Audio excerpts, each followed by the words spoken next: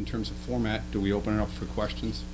Did you want to explain this handout? So that's our report card, which, this is my third year of presenting this to the board, and every year I feel a little bit more comfortable reporting it and have better understandings of what each one of these indicators mean.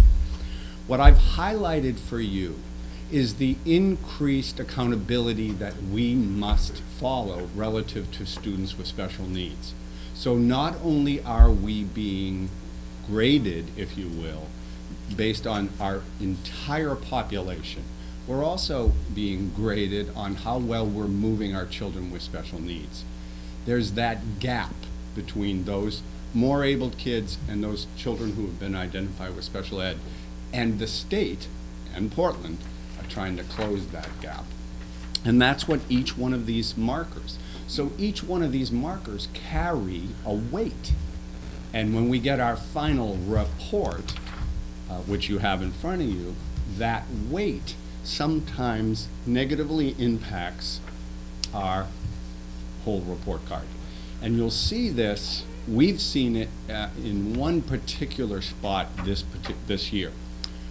Your Portland High School, our Portland High School, outperformed many schools of similar size, and would have technically been rated as what the state calls a Category 1 school, which is your highest category.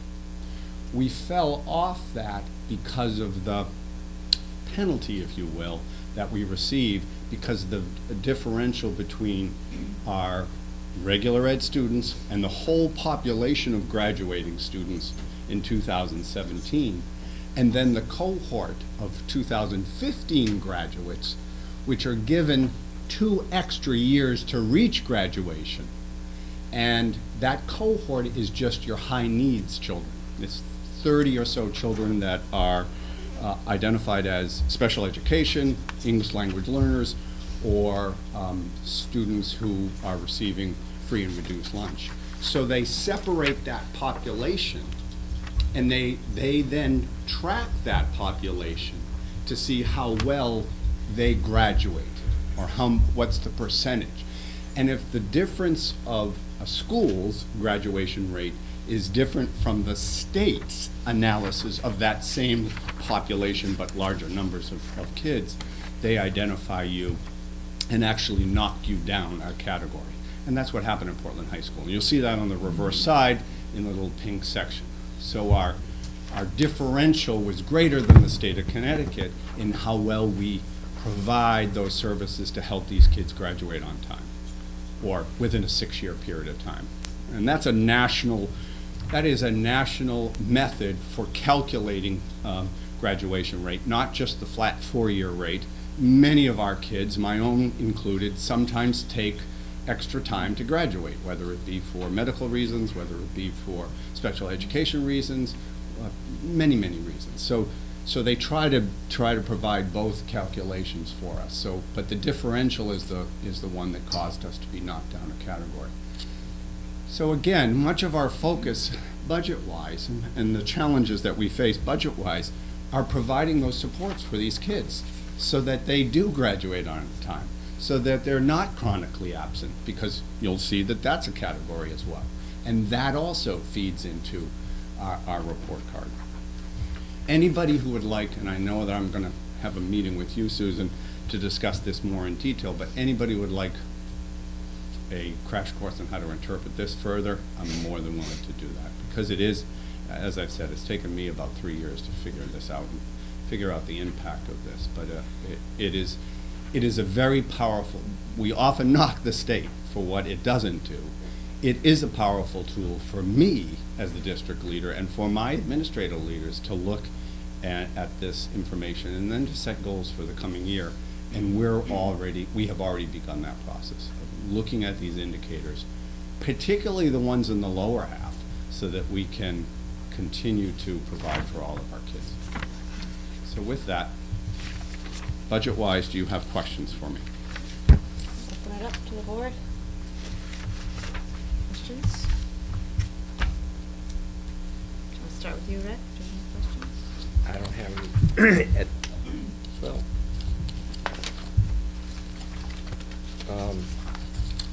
not ready to just yet to ask a Okay. question. I want to just thumb through this for a second. Lou? I'd just like to make a Start. statement.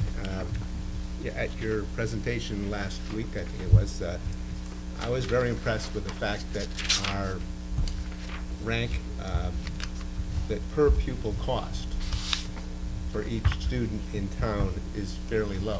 Right. Compared to Right. the state. Right. And that we've tried to keep the budget low, and it has been, over time, a pretty Right. low increase. Right. So I think that we're getting a lot of benefit, according to the report card, for the funding that you're receiving. So I'm in favor of proposing or to continue on with the budget without any reductions. Thanks. Jim? Yeah, I mean, I think that's a good point that everyone should be aware of, right? We spend less dollars per student than the state average, so we have below average per student costs, but we have above average results. And that's, I think, the exact formula we want to have, so that's something, all the hard work should be congratulated for that. I know one of the cost drivers that we're seeing, though, is the special ed.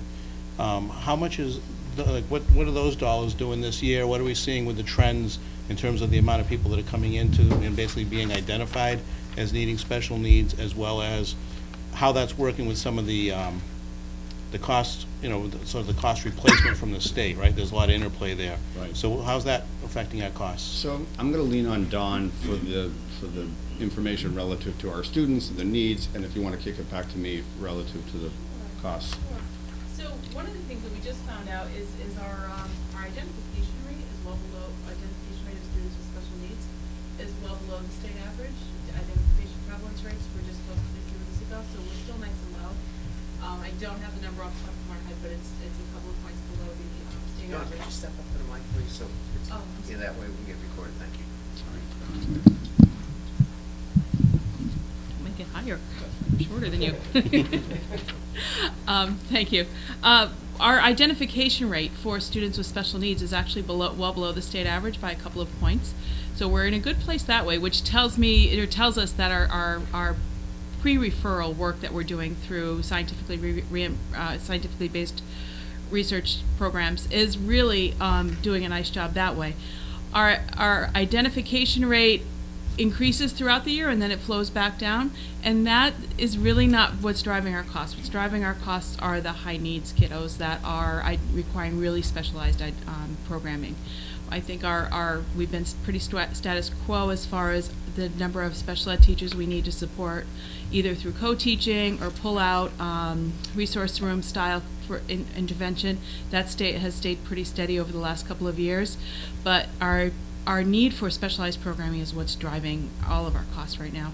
We have a high number, just like every other district in the state, we have a high number of students all the way from age 3 to 21 that are exhibiting significant social and emotional needs. And that is the area that most districts are working on beefing up their programming for. Could you pause just, because some of them may not understand that with some of our students with special needs, or with, we're required until either they get their diploma or we're required to provide them with services until they're age 21. Right. So that's an important thing for all of us to realize. We live in this world, so we know this, but we are required to service a child from their 3rd birthday until the school year after that they turn 21, depending on what their needs are. Some children don't need special ed services right at the age of 3, but some children exit right from birth to 3 and come right into our system on their 3rd birthday. And then not everybody, just like Dr. O'Reilly was talking about, the students that are that graduate on time, they're great. They graduate, they're finished, they walk away with their diploma, they have a party, and we see them off into either the college world or the workaday world. But then we have another group of students who are not college and career ready for whatever reason, that their disability keeps them from being to that point. So we are required, as part of IDEA, to service those students until the year that they turn 21. So if my student turns 21 in January, he stays with us that school year and then leaves us at the end of the school year. So that's an added type of programming. That's why we have such a robust preschool program and our ABA program at Valley View. But it's also an area, it's an area of targeted growth for us, because we also have a group of students that are significant high needs that are reaching that 17, 18 range, and we need to be planning for them to have programming. And that programming can't just be another 3 years of a high school classroom. It has to be vocational training, job training, some pre-college if they're going to be able to go to college on some level. So there's different types of programming, and our life skills teacher is really instrumental in helping us develop some of that programming for this bubble of kids that we have going into that area. So that's important for us to realize, that we have all kids, and that also includes our students that go to magnet schools, that go to school outside of the district, we're still responsible for their special education costs. So while they might go to a correct magnet school, and that's all part of the magnet package, if that child requires a paraprofessional or resource room support or specialized transportation, those are all things that still are part of out of our Portland budget. So that's important. But the biggest impact, if I had to put my finger on one thing right now, is the social emotional needs of our students. And in some areas we've really had to run fast to catch up to what their needs are. Because the answer is, if we can't care for them in school, we have to send them to a specialized school outside. And as a special ed director, that's my biggest heartbreak, because that means they have to leave their community, leave their friends and their home, and go to a school that's outside of the district with a bunch of other kids that are like them. And that's always, that takes away the heterogeneity of being in a public school, and also the access to all the other great things that are going on in our public schools. So the best we can do, this year we added on our program with the collaborative with Wheeler Clinic to add a program for grades 7 through 12 that is, is keeping kids in district and also bringing back some kids from outplacements that are now in district. But we still have a bubble of students that we cannot care for right now in our schools. As I told my fellow colleagues last week, that we have, in every single building, we have a child that's in crisis in some way or another. That may, with the interventions we're providing, may not be enough, and we may have to place that student outplaced. The high school, it's a little bit easier because we do have the Wheeler Clinic project, we have the life skills program, we have some things that we can do. But when those kids that are grade 6 and down, our hands are kind of tied, and I'm having to partner with places like the Intensive Education Academy and Natchog Hospital school programming and things like that. So those are the things that are driving, those are the things that keep me up at night and make us worry about what are we going to do for that particular child, because those are the programs that are harder to plan for. So how many children do we have that we have to outplace? Right now we have 11 students that are outplaced, but we have 5 right now that are right on the cusp that may need some kind of outplacement as well.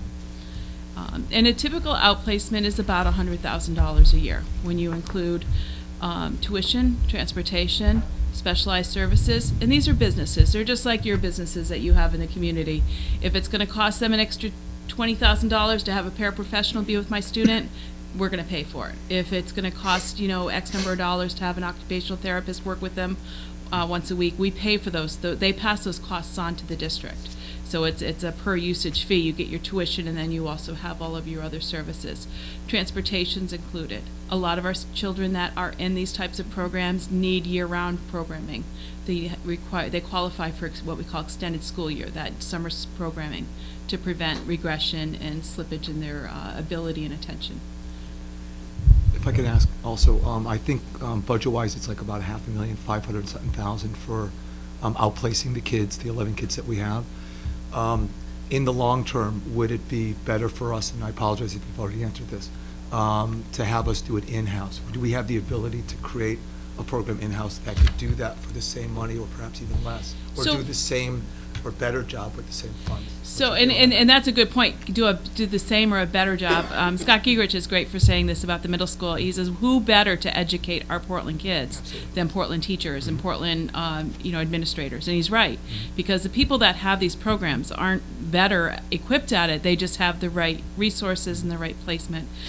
We did explore, if I can talk a little bit about Wheeler. Yeah, go ahead. We did explore expanding down the Wheeler program all the way down to grade kindergarten, because right now the way for anybody that's not aware of the program, it's a collaborative. Wheeler Clinic is a mental health clinic out of Plainville, Connecticut, and we were approached by them sometime during the 17-18 school year, and we started the planning to build a collaborative program. They've done this in about 6 other districts in the state. And we originally, our consultant, our liaison partner at Wheeler, he built us a proposal for the whole district. We would have a K-6 program, and we would have a 7-12 program. And it could hold up to 12 students in each program. And then when we looked at the cost, it was out of this world. And it's kind of like building a bunch of houses on a field. It's speculating. Can we build this program? Can we get all the right people in it and bring these kids back? Will the families agree to coming back? Will they feel that it's safe to bring their kids back? All of those steps. So what we did for this school year was we built it for grades 7 through 12. And we did it after the budget. We actually built it over the summer, and we got board approval to hire the staff members and enter into an agreement with Wheeler Clinic. So Dr. O'Reilly and I and Dr. Mike Russo, who's our colleague at Wheeler Clinic, started talking about the K-6 program. And we could have built it into the budget. It would have been a larger increase in the front loading of the budget. It's about $107,000 for the Wheeler Clinic part of it, and then there's a full-time and that includes a full-time clinician and all the clinical oversight. Like, I am not equipped to supervise a heavy-duty clinician. That's definitely something that requires the supervision of a clinical supervisor. And then we, as a district, provided the teacher, necessary paraprofessionals, and administration, because it's a separate program. It does need to be administrated separately. And of course, the site, the facility. Our Wheeler Clinic program for the 7-12 is actually housed in the high school. We have this nice little section that's a little bit removed from the rest of the students. It gives the students that are dealing with school anxiety and frustration about being in the larger school body to be in their own little self-contained setting.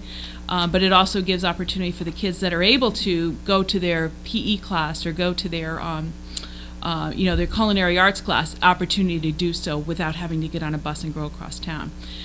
So we looked at but the idea of building the K-6 program, knowing that, I mentioned the 5 kids that I've got in crisis right now in schools, and knowing the kids that are on the cusp, as well as a couple of students that are outplaced at Hartford Hospital, Grace Webb, and other, we actually have a student in another district that's attending their program because they've already built the program. So this child's in a neighboring district. So we thought about that, but the problem is it would have been such a front load on the budget that knowing what else we had to spend, and we really would have to increase administrative time too, because it's an overload on our banking. So it's definitely, and when pulling at my heartstrings, it's definitely what I would say that what we should do. However, we have to be realistic, and we have the champagne thoughts and the beer budget type of thing. So we do have to be realistic, but that is our goal. That's the reason for the ABA programming. That's keeping 12 kids in district right now that perhaps will wind up at River Street School for students with autism. They're in-house being supervised by experts from River Street, but it's our teachers, it's our paraprofessionals, it's our administrators that are running the program, and our kids stay in school. My experience with kids that have been through the program is that the parents, if possible, would prefer to stay in town, and that's kind of the best possible scenario. But that's great. I'm glad you keep on looking at that. Yep. The more you can bring in town, I think the better for the kids. We're also doing that on the other end. I'm working with the principal of the high school as well as our life skills teacher. When we look at these kiddos that are needing programming for their transition, I can send them to Horizons, has a great transition program, and it's an outplacement for them for the ages 18 and 21. But why can't we build that here in town? And then when they have their work experience, they can be working at Adams Supermarket, not 3 towns away. When they have to learn how to use public transportation, they're doing it here in their home community. I think you'd get the businesses in town, even other families that maybe kids have gone through the system. I think we would contribute and help out. So I think you'd find a lot of support for that. Yeah. So I'm looking forward to building that part. Any other questions? What percentage of the student population has some sort of special needs, or would you classify as special? It's it's either 11.4 or 11.9. Sorry.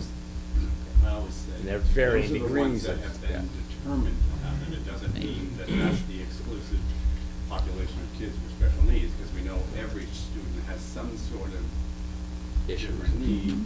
And so then we have a whole nother population that we categorize as 504, which may also require more specialized service or more, specialized service. Well, or accommodations. That it could be as simple as having a healthcare plan with the nurse, or it could be extended time on test. And that's about another 98 students that we have with 504 plans. And then each building is also servicing several, a large pocket of students under the Serby plans. And that's where they're getting some reading intervention or math intervention. And, figuring out, can we get them to respond to intervention so we don't have to let them get to the point of experiencing failure and identified for special education. Instead, we can get them the help they need and do that early treating and early preventative treatment. So. But of that group, that 11% or so, did you say earlier, there's actually 11 students that you've had to place? Yes, yeah. And that's where the costs just... That's part of the cost. The other one that's come up not as significantly as our tuition are the students that are the costs for outside contractors.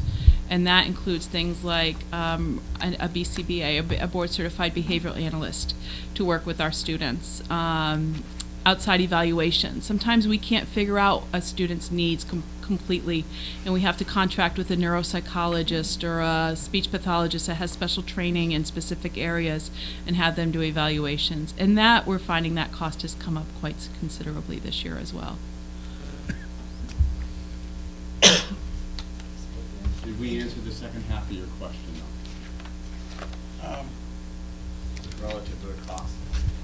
Well, I think so. I mean, I don't know if there's a specific number on it today, but I just think it's important that we understand that that's one of the things that's driving the costs and that mechanism, so. And I mean, we're still it's just like managing my own household budget. Yeah. We're looking for ways to save money. We just entered into some programming with busing, so we're share riding. I've got 3 kids that go to a specific school in West Hartford, and they're sharing with another student from another district. So it just we're doing whatever we can to shave costs in that way. It's a whole nother population of students, albeit smaller than our students with special needs identified, are our homeless students. Those students who do not have a home, place that they can put their head in consistently every single night. Temporary housing or with relatives. And that population has increased everywhere. It also has increased in the town of Portland. And even though they may be living in another town in a temporary residence, we are responsible for them, for their educational services, if parents want to continue having them come to our schools. And then we're also responsible for transportation. Now, Don does a really good job at negotiating with the sending district, Right. so that we split the cost. It's a common practice Typically, under it's McKinney-Vento. not a law, but there is a common practice in the state of Connecticut where districts share those costs. But they are, again, increasing costs, and that's another driver. Yeah, we've had 9 or 10 families this year that have come to us in a homeless It's situation. about 3 times higher than we normally have in a given year. I have a question. And I'm sure you're aware of some of the proposals that the state legislature, as well as, to some extent, the governor's office has put forward. When you talk about the complexity of the things that we do in education, I don't always understand how they can propose some of the changes that they put forward and really think they're going to work. So I just want to know if you want to comment on any of those. It's up to you as to which ones you might want to comment on. Throw out a few, and I Sure. can. Well, I'll leave that to I mean, you. there's certainly, from a cost perspective, there's the teacher pension, Right. which is not included in our budget, because I don't happen to agree with it. And it's not included in my budget either. And it could be another significant, so that's a significant unknown for both of us as we approach this budget season. Some of the others are the size of our district, and in terms of what they've thrown out there to be changes that they may or may not mandate. And if they don't mandate, they're talking about cutting our share of a grant, of the education cost-sharing grant, if we don't accommodate whatever goals they have. So maybe you just want to comment on some of that. I like to wait until the dust settles a little bit before I become nervous about what may or may not happen in Hartford, because as we know from past history, things do change very quickly in Hartford. The regionalization piece is one that I think could have some significant impact. Correct me if I'm wrong. 2 students in East Hampton who attend the East Hampton schools, 2 of our students with special needs? Right now, just one. Just one now. Okay, so we have 1 student who is attending a program that we'd like to host in our district. But we also don't mind hosting it with a neighboring, or sharing it with a neighboring town, if the same could happen with programs in Portland, and we could entertain that sharing of students. That would have a significant cost impact. So as we develop the Wheeler Clinic at the 7-12 level, the potential could exist for us to declare some open seats, depending upon our own population, and then try to get those tuitions to come into us to provide us for some support. So that is one option that they're tossing around, Susan, that I think does have some potential for our smaller districts. We have an outstanding program for our more learning disabled students in the high school that is well established now with really wonderful practices for our students. I'd love to be able to open some seats up for that as well. So those are, the teacher pension thing is a significant, I just don't know where it's going to go, and I don't know where it's going to come from. But as has been said at our board meeting, we're one of the few states that does not have local municipalities contributing towards that particular item, teacher retirement. Say that again? I think that Connecticut's Connecticut. is one of the few states that doesn't have the municipalities contributing towards teacher retirement.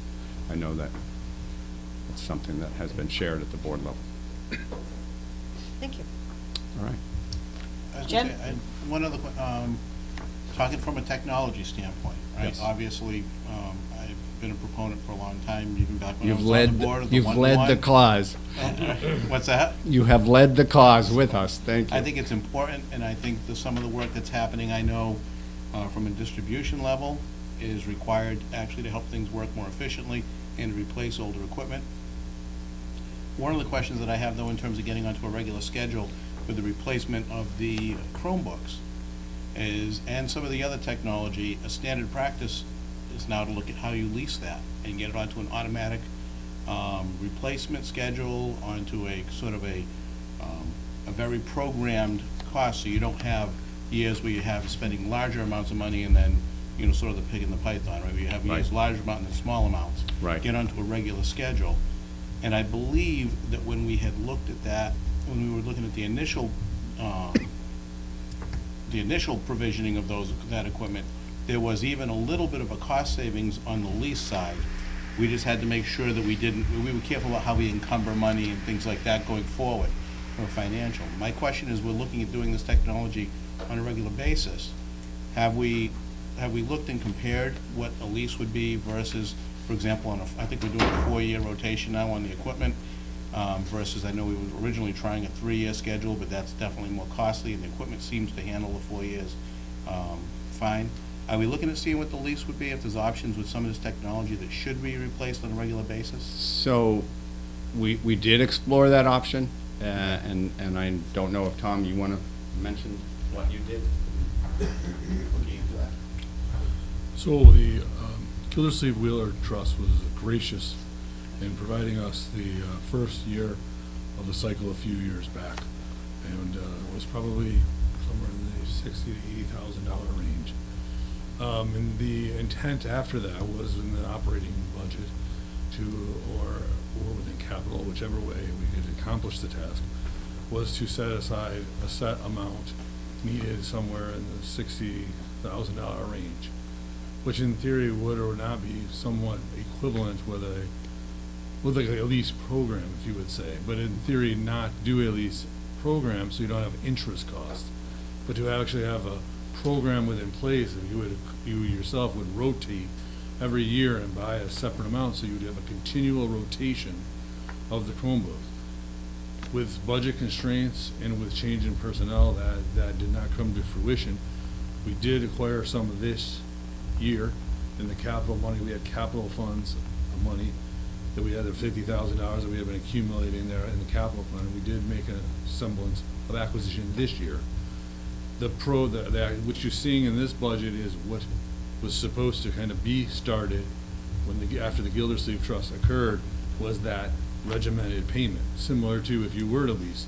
But no, you would not have the operating costs. We're getting the benefits of scale from purchasing off our large contract consortium deals, which when we did quote those out, each time it's, beneficial pricing than when we've done them elsewhere. So what it is it's the intent is to get a set number within the budget that is for that acquisition, and you continue to buy them every year. So you have, and what we do is we acquire them generally with a 3-year or so warranty, all-in warranty.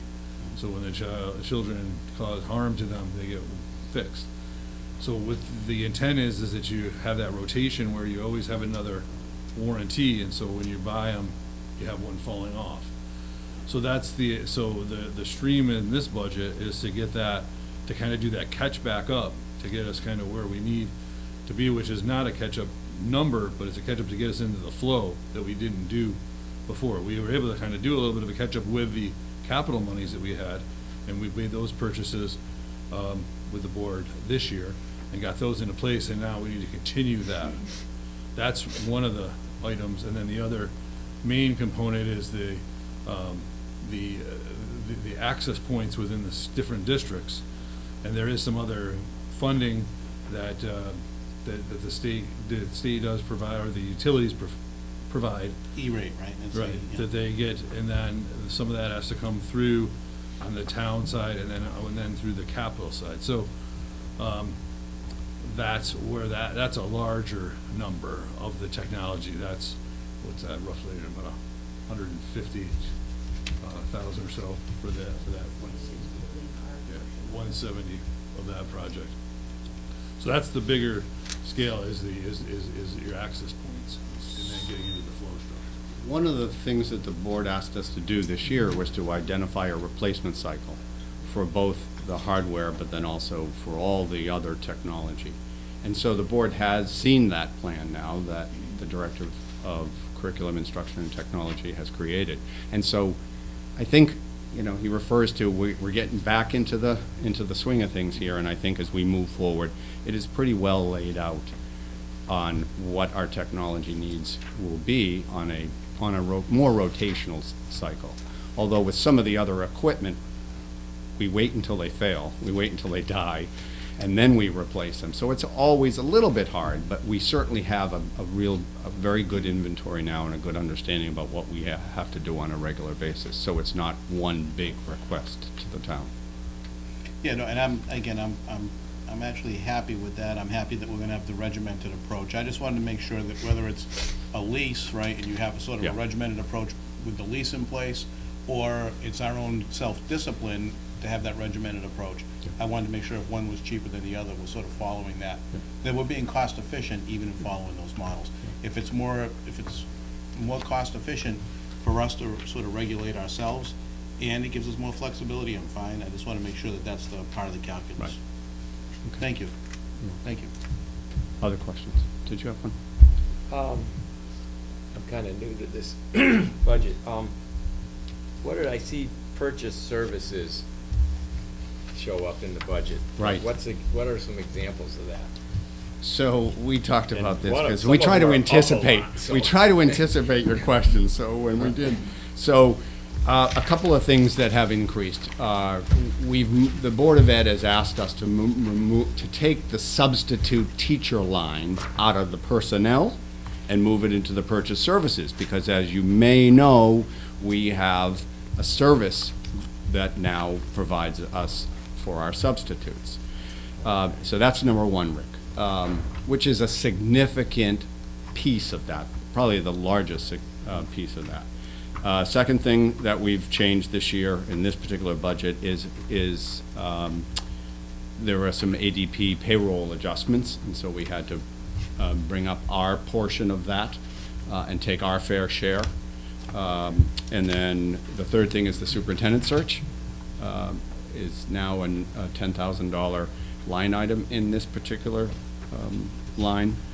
And the last thing is something that I really have been pushing since the beginning, and that is more maintenance agreements for our HVAC systems. And again, not waiting for them to fail, but actually having some maintenance agreements in place so that we are maintaining these things, taking care of them, and then replacing them only when we need to, not when they break and we're in a crisis situation. So we started that last year. We started that last year, Rick, and we gotta continue that, and my friend on my left is helping me with that process, and he understands the importance of doing that with not just HVAC, because I think there are lots of systems in our school that don't have maintenance agreements, and we need to slowly move in that direction. Okay, and then there was, I think it was textbooks. Yep. It seemed to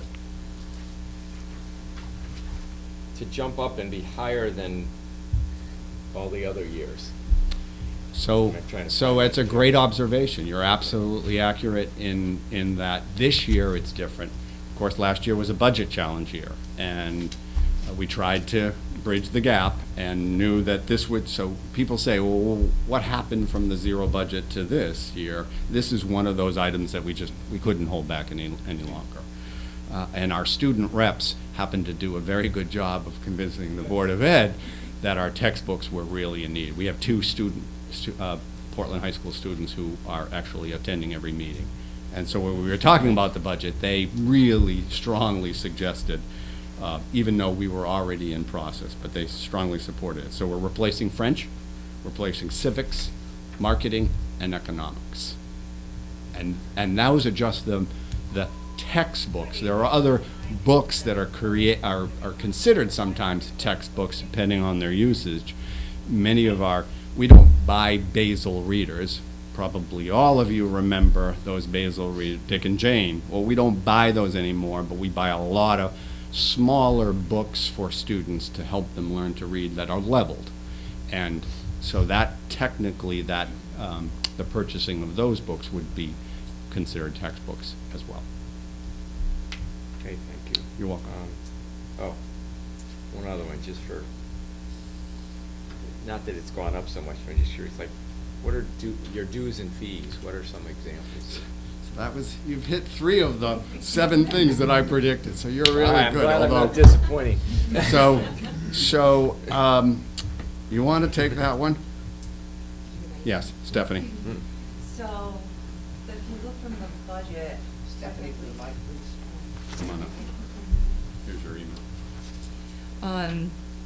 If you look, the original budget from 17-18 was technically 94,000, even though only 64,000 was spent. There was a consortium fee that was not paid, which is $13,000 to Middlesex. That recently has come down now to 5,000. High school athletics. So it's a lot of the fees the high school athletics put to go to the wrestling matches and the meets and all that. So for whatever reason, I don't know if it was because of budget cuts or whatnot, almost $10,000 less was spent on the high school side, but we still want to maintain the budget that we had to what it was before in case, they want to participate in everything that they were doing. So it really looks like it's a lot more, but it's not. It's 94,000 was the budget. We spent 64 in 17-18. 18-19 was back up to, I think, 94, and then we went up to 97. And it's just the usual increases that happen each year for each school. The principals participate in certain conferences. Superintendent has his own dues that he has, the consortium agreements. So it's basically made up of those items. Okay, thank you. Any other questions? Quick question. The substitute teacher program that you're Yep. talking about, is this Yep. the second year that you've had it or the third year? I think we're in our third or fourth? Third year? Third year. Has Yep. it, based on how you were doing it before, where you guys were all doing it yourself, has it taken headaches away? Has it been cost neutral? Has it taken headaches away? No. Okay. No. Should it have taken The board has, anyway? again, the board has done its due diligence to remain on my case to make sure that it is providing the service that it outlined that it would. And we've had some good days and bad days. And so, I'm gonna say a few things. One of them is, it's no better right now. The sub-service is no worse than what we had before in terms of acquiring subs. It's very difficult to hire substitute teachers, whether you're in Portland or Farmington, Connecticut. Except there is some competition, and so raising the price per sub is important. But for $80 a day, it's hard to get somebody to come in It's and not do a lot what they for a need lot. to do. It's not a lot. So in that context, it has been harder. What we don't realize sometimes is the fact that at being a contracted service, that company owns all those employees. We don't. We don't own any of their benefit costs. We don't run any of their liability costs, whether it be workman's comp, insurances, life insurances, whatever. We don't own any of that. And that was one of the major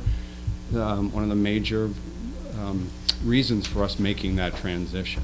So that has proved positive. The board recently approved us to move forward with another year.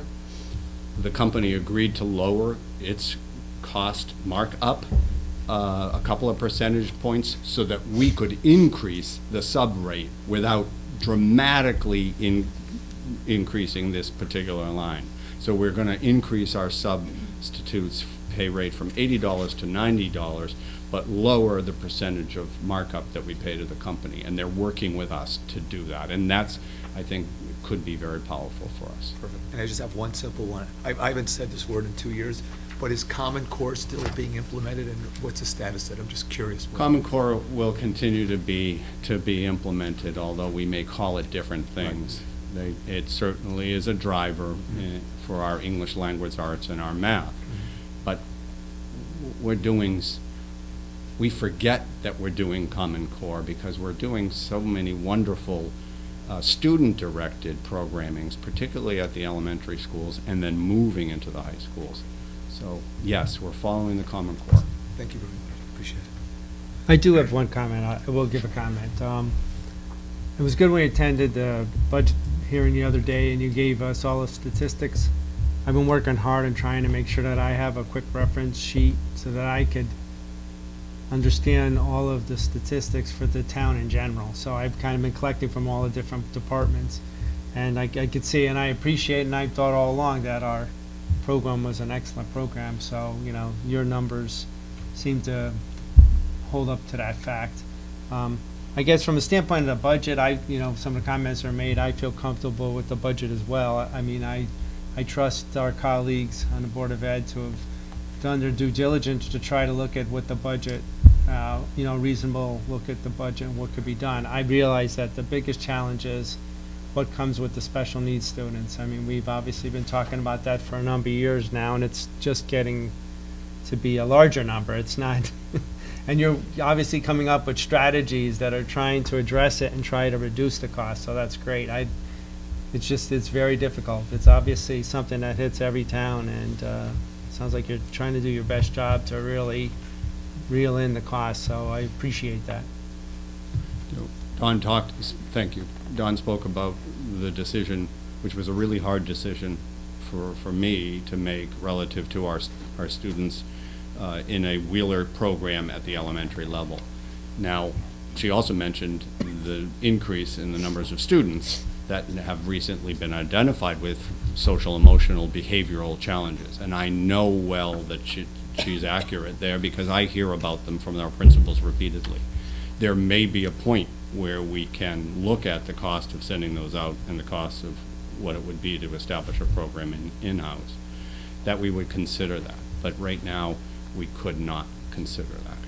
So I guess it's too much of a risk. Yeah, right I guess now. the one question I was going to ask before and I forgot about it was with regards to that, and I realize at the younger ages it's a lot more challenging to really determine that they may be special needs. but do we see somewhat of an equal kind of distribution across the, so you're setting up this Wheeler Clinic program for the 7 through 12, you expect you're probably gonna have the same number of students coming through it as the years go on, because you see a similar distribution of students. I know it's a challenge at the younger age, I'm just trying to get a general sense. I don't think that there's any consistent pattern, but if that's what you're asking, I think that it all depends on the year to year. It could change dramatically. I don't know if you want to comment. Even if it's to disagree. The reason we went with the 7 through 12 grouping instead of the K-6 this year was we literally sat with the kids that we knew we had to program for, that we had outplaced, and we looked at all of our statistics and our data for everybody from grades pre-K all the way through 12. We had an identified number of 14 students at the high school that was concrete, but we had a very similar cohort for the K-6. It just wasn't as many kids.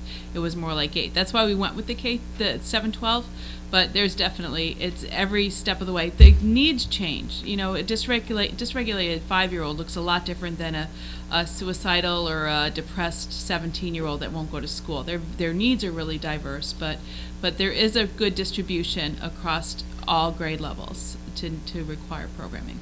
Does that answer your question? Yep. No, I'm just trying to get a general sense. I realize next year it'll happen and they'll come up with a new test and you'll find that there's a bigger number than you thought. I realize at the younger ages it's And it's a not just challenge. that, watch your real estate ads. Because the other thing that changes is my budget can change by $250,000 just by a couple of houses selling. I mean, it's you want to talk about not knowing what your world looks like from Monday through Friday. The phone rings and my secretary looks at me and says, guess what?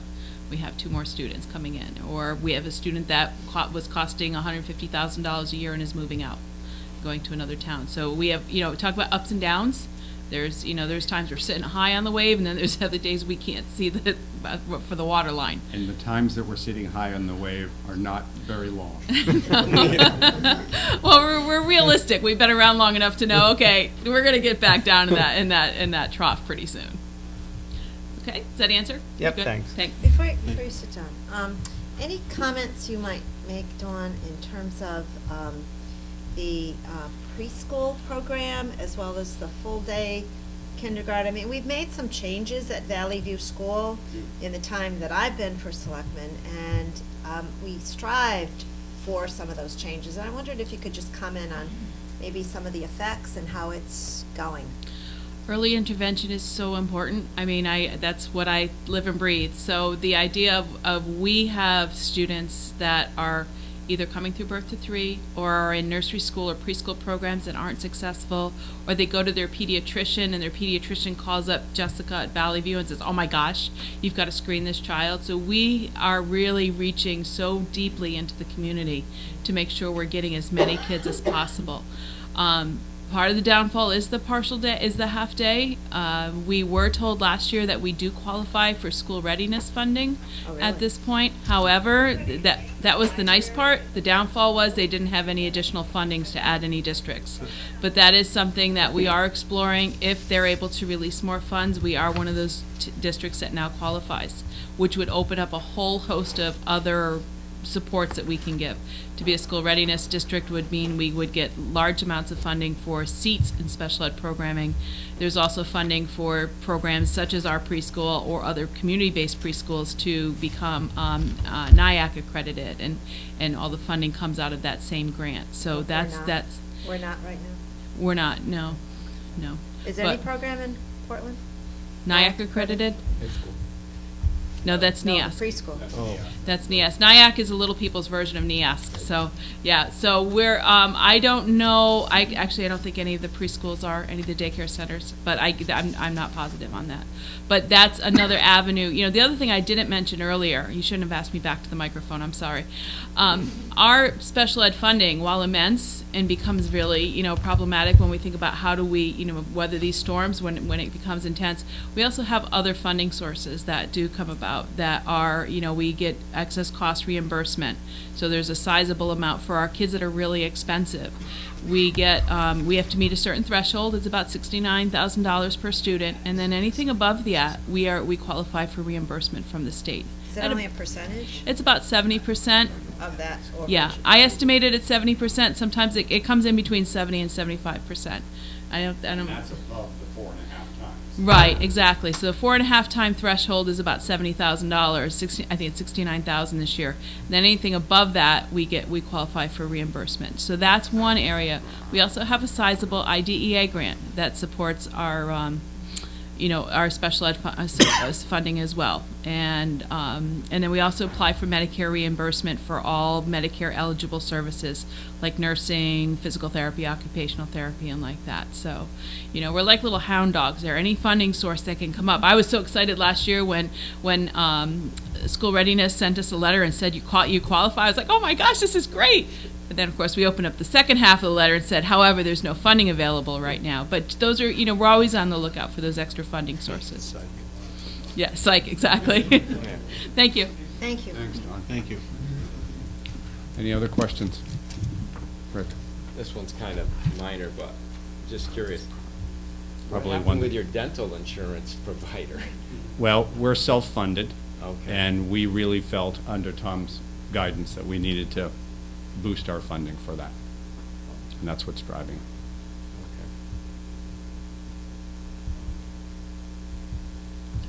Okay? Anything else? Thank you very much, and thank you to the board Thank you. members for attending as well, and staff. We're going to continue, and before we continue, I did want to remind everyone that the budget deliberations that the board will have start on April 2, and if need be, we'll go to April 3, and then the budget adoption formally has to be on or before April 10. The town meeting is Monday, May 6th at 7 o'clock. All of these meetings are at 7. At the high school, and then the referendum would be Monday, May 13 from 6 to 8 p.m. at Portland Middle School. Just a reminder of the process that most of us are aware, but it never hurts to repeat. So the rest of tonight, we're going to talk about next Public Works and other related funds, then Grounds Maintenance Division, and then Long-Range Capital Improvements will also be talked about tonight. So we're going to move on to Public Works and other related funds. Tom? Thank you. All right, thank you. See you.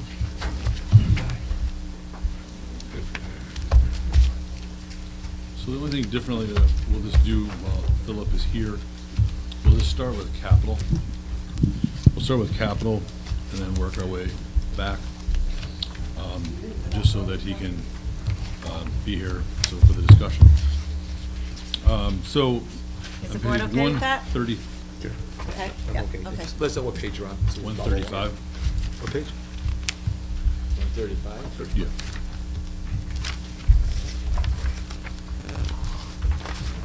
So the capital, page 135, this is the summary. So in the town general fund budget, there's 506,500 of general fund monies, which are made up of fire communications equipment of 50,000, police cruiser replacement of 88,000, monies for the airline trail of 10,000, building maintenance for parking lots, that would be supplies only, and then the town staff would do the repairs on those. In the highway department, there would be the plows for the pickup trucks. And then the sidewalk construction of 30,000, that's a component of the match to the sidewalk monies that we received on the community connectivity grant program. We need to do a match on that. Townwide computers for 22,000, the reevaluation program of 40,000, and then the system-wide HVAC improvements of 41,500, and then the Board of Ed technology upgrades of 188,500. And those were, so we worked with the Board of Ed on their current year to keep their allotment at the $230,000 allotment that they had last year, and worked through, obviously, the technology upgrades were the specific upgrades that we had talked about, and then HVAC and upgrades are some of these definite needs that have come up through the maintenance contracts in all the various buildings. The LoSiP is a estimated of 63,706, which we generally have an allotment and do our allotment for park and fields of 25,000.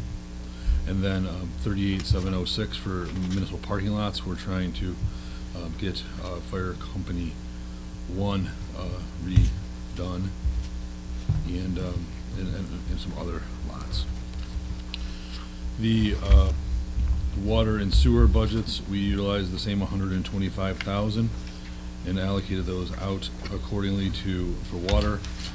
That's page 141. We had replaced mainline valves of 20,000, remote meter readers of 25,000, and the SCADA system of 80,000.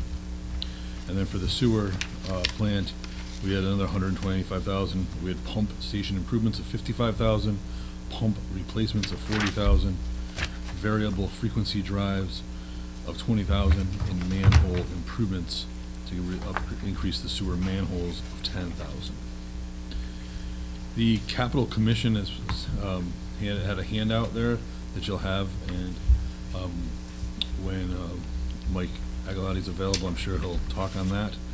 And we put in what we felt that the general fund budget could handle. There are obviously numerous needs that people have requested and have been reflected in years 2 through 5.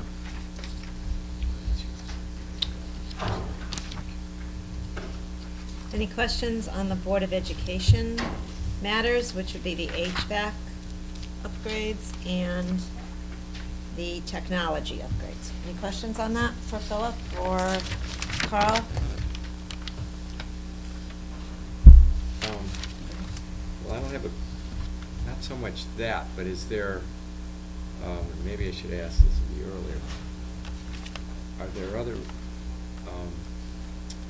capital needs for the schools? Are we gonna, in this budget, coming up, like, I know last year when we toured, it was like replacing some of the flooring in the old middle school.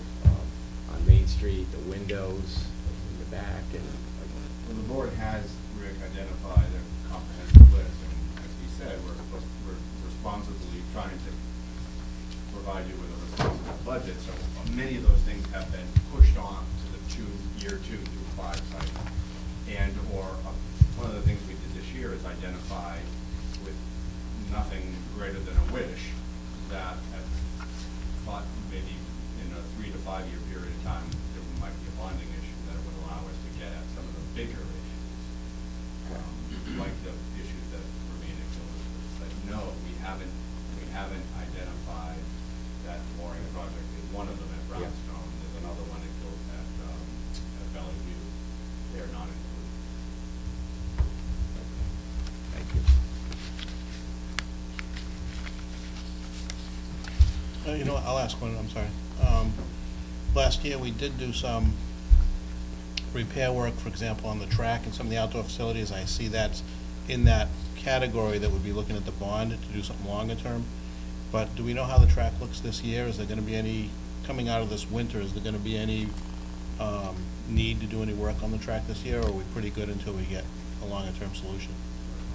We'll ask, Coach over here. I had the joy of running on that about 2 hours ago. Okay. And the track actually looks very good. The Good. repairs they did last year solved all the major problems. Good. It looked in pretty good shape today. And we have a lot of kids running on the track. I think close to 90 kids between the high school and the middle school kids.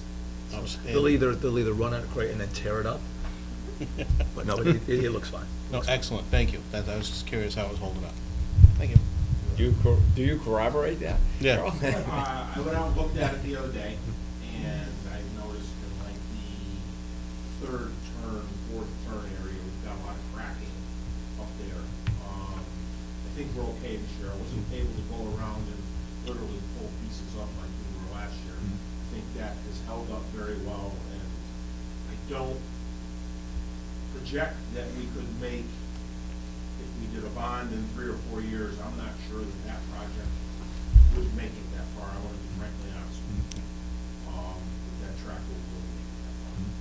And winter can, Yeah, winter can yes, be extreme. escalate that problem. You know, I think we had really, I mean, it was cold, we didn't have a lot of snow, I think we had a pretty easy winter. I really think that, maybe Tom's budget doesn't show that. No, I think we had a pretty easy winter, I think right now we're pretty, yeah. Would you agree that tennis courts are gonna have the same sort of timetable? The tennis courts, Tom and I have had a discussion about this recently. Tennis courts do need some work. We have some big cracks in there. You know, just a roundabout number of $50,000 to get those things. An estimate I had last spring. Had a guy out to look at them. I was. Now, when we talk about that estimate, is that for the skimming and resurfacing? That was to fill the cracks again, a year ago. Yeah. Fill the cracks and then recoat all the tennis courts.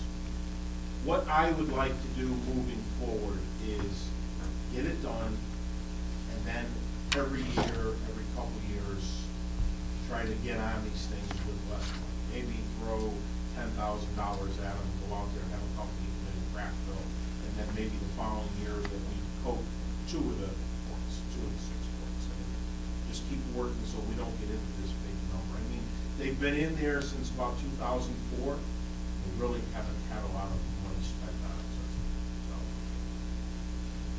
they are an expensive thing to own, but they do get a lot of use, I will say that. From the public as well as the high school.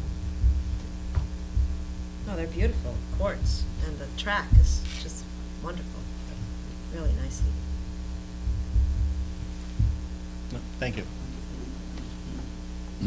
Yeah, in every department, there are numerous things that people had requested, and when you look at the Long Range Capital Commission's notes, there are numerous things that they would like. We did our best to put a budget together within the mill rate. We feel reasonable, and get as much as we think we could get accomplished off the list and off of the needs, as well as trying to keep the operating budget within in an area that we were hoping that was presentable to y'all. And I think it's important, while this plan doesn't show what you've done in the past, it only shows what you are planning to do in the future. You'll remember at our budget hearing, we talked a lot about the things that have been done. And I think going forward, we should probably try to keep that list, because I was trying to gather some information about the library today, which we have the information, but we don't give it to the board in terms of the retrospective. We give you the prospective. And as you know, in 2017-18, we purchased a fair number of vehicles with a 6-year lease payment. So we spent $1.6 million on a variety of vehicles, a fingerprint machine, a lot of radio equipment, as well as the town hall generator, a sweeper, as I said, trucks, aerial trucks, backhoe, paver, wood chipper, the scale at the resource recovery, as well as the large printer scanner, and then the infrastructure improvements for 17 through 19, the HVAC towers here at Portland Library, and I got into detail on some of the smaller items as well. There's a generator done at the Co-Avenue sewer pump station. We've done painting at the town hall, furnaces at Company 1 and the town garage, furnaces in other areas as well in previous years. The Brownstone School, we finished the windows and we did some of the floors on the 2nd floor, right, Philip? Second floor hallways and 2 of the library and then another classroom. And then the remaining is on the 2nd floor? So it's phased in 3 pieces. So we've done phase 1. Phase 2 would be the rest of the 2nd floor, all the classrooms, the science, what was the old science room. Right. And then we'll move down to the 1st floor and phase it out into 2 years if we have to. Okay. Hallways, classrooms. And it's every classroom? Yeah, every classroom. And then we also did a new police reporting system, as well as we bought a new bus for the senior center. Certainly the recreational park that we're paying for with the bond referendum from 16, as well as all of the sidewalks that we're in the process of doing this year. as well as the Spring Street project, which maybe Bob can comment on that in a few minutes. All of the streetlights, Eversource replaced almost all, not all of them, to be LED streetlights, and we have seen some savings in our streetlights due to that. We repaved Fire Company number 2. We repaved Fire Company 3 parking lots. We've made improvements to the Agalati Field, as our grounds folks know. We've done improvements to our reservoir dam and some other things that I haven't mentioned here. And tonight, we're talking about the many things that Tom just went over. So it's important to, I think, always look at what we've done, what we still need to do to complete those kinds of projects, as well as the new projects that are coming up. And also recognize that the bond for the high school, middle school, those bonds will begin to retire as well over the next few years. I think '03 through '05 is when we bought them. 2003, I want to say 2 through 4, maybe it was. So I don't know if, I didn't ask you to come prepared for that tonight, Tom. But that's what everyone's referring to when they talk about the potential for doing some more massive improvements, is that we stage these based on the debt that the town has taken out in the past. And that's what we try to do, and that's what we did with the $10 million. And in fact, you see that our debt service, our payment for debt is down by 155,000, somewhere in that neighborhood. Right, that's what we're trying to, in this budget, you'll see us trying to increase the capital for that down in debt, as we try to keep that constant. Either you keep debt constant or you replace it with capital, as those are the needs. That's how capital is driven generally. When you get off that cycle, you run into trouble. So if you don't keep your level funding, it's about, do you know a figure, Tom? Is it 500? Is it 800,000? What's that? The debt funding? No, the debt plus capital, that level funding that you talked about a few minutes ago. I can get you the specifics, but I don't have that right off the top of my head. But I mean, what we're seeing is we were at 2.061 million. We went to 1.191 million, and then we've gone up about $100,000. So it's about that $100,000 swing. And a lot of, we did have savings from we had current 2018 debt came on for our bonds, and then we also had numerous lease payments come off.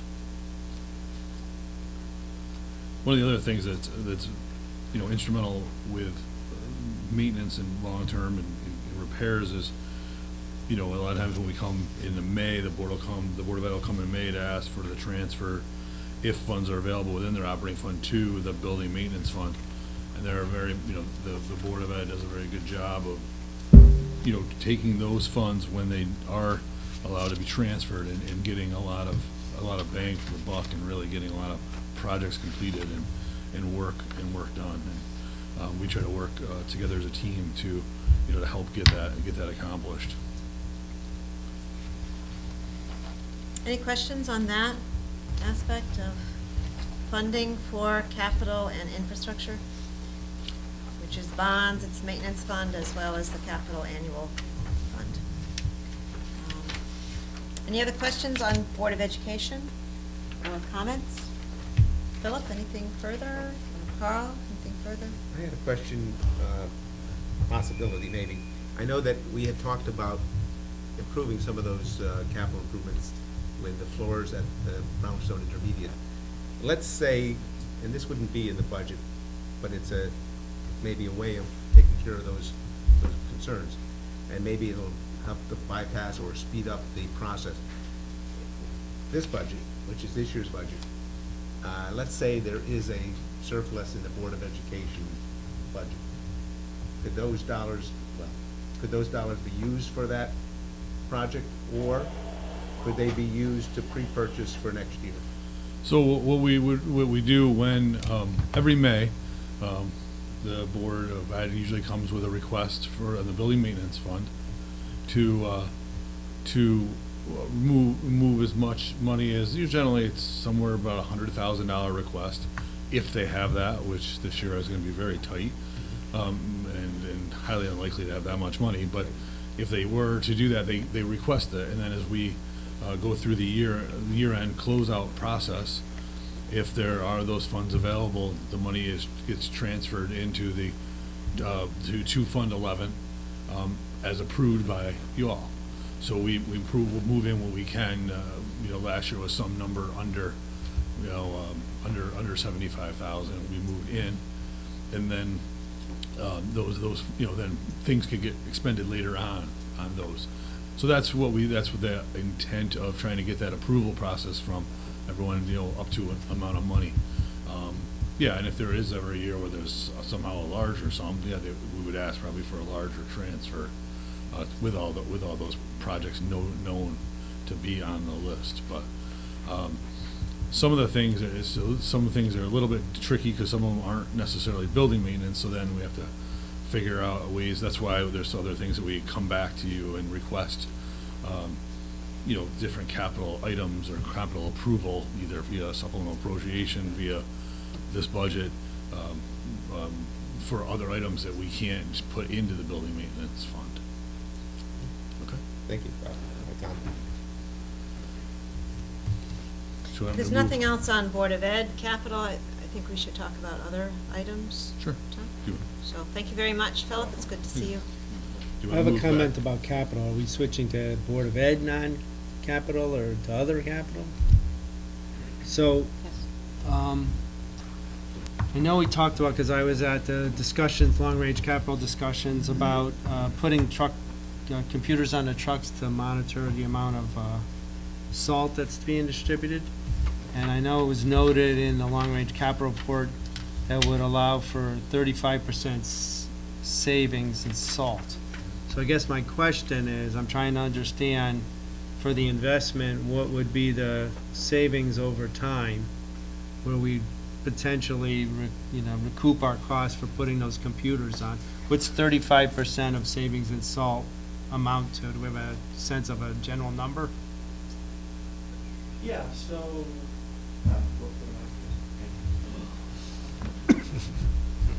So Ralph, if you looked at the increase in product cost for the changeover from the way we used to do things to what we're doing now, it's about a $30,000 increase in product. So if you take $30,000 and you try to calculate about a 30% savings, and that's on the low end. So what the industry is telling us is that these computers, which are driven by the RPM of the vehicles, meaning that when the vehicles slow and stop at intersections, it disengages the use of the salt. Manually, we need to do that now. We need to do it manually now. So the guys are very good. We tracked them this year based on what we calculated that we thought we would be using, and they did well. For their first year, I was pretty amazed at what they were able to do. They were very focused on making this plan work and very focused on trying to eliminate those areas that you can end up, using a little more than you normally would. But with that said, these speed control computers that are used for those dump trucks have an industry savings of up to 40%. They say to use 30 to 35% for budgeting reasons. So if you take 35% or 30% of 30,000, it's quite a bit of money. And that's been studied over time. The state uses them on just about every vehicle. They can be bypassed if needed, but it's a good way to control your usage, and it's recommended by the Department of Environmental Protection as well, to try to conserve the amount of salt that we're putting into the environment. So it's an opportunity. I was trying to phase those in, certainly to be able to test them to see if we do see. It's pretty easy to, go out and do what you normally do with your lane miles with the computer and without, and to see, what's left in the truck versus what we did last time. We did a lot of measuring this year, collected a lot of data that I can use in the future to kind of measure that if we even did, implement some of those computer costs. So, been working close with Tom on that as far as availability of money to maybe do that. But, So, it says for 3 trucks, does that mean that that's how many you use to do the salting part of the operation? Oh, no. Or you'd need to put them on 12. all the trucks? Yeah. I knew you had 12, but I wasn't sure if you But there are use certain ones for certain areas salting. that, yeah, absolutely. There'd be certain areas, maybe out in the country, or some of the areas that we have a lot of stop and go that are downtown, that they might work better than others that we might not need. Some of the long routes in the country, we probably don't need that because we're not stopping and going as much, and we're more of a constant speed. But it has a lot to do with RPM. It has a lot to do with the driver. Okay. So that's what those are all about. So they're about 5,000 apiece. They range depending on the age of the vehicle. So our older vehicles could cost up to 7, and the newer vehicles would be around 4. So it's an average between $6,500, $6,000. Yeah, it depends on how we do it. Yep. How about my question on heat sensing? Do we have anything with regards to any data you collect? Remember we were talking about the heat sensors in the town garage? Did you run any information together? I knew you were been rather busy. Yeah, I reached out last week to a few of vendors that could supply us data on that, and they haven't got back to me with a schedule where they can come and give us a quote. I hope to maybe have something better for you next week. But that's the fire protection that we are requesting to have at the Public Works garage. And, wouldn't be smoke detectors, they'd be heat sensors, obviously, because we want those going off every day when we started a truck. But that's some critical stuff there to protect your infrastructure, which we have a lot of there. And, we should start thinking about that. So, it was estimated, I think, Dave did that estimate at $25,000, which included some other equipment there, such as cameras and things for security. But hopefully we can get you a final figure sooner than later. Thanks. Yeah, thank you.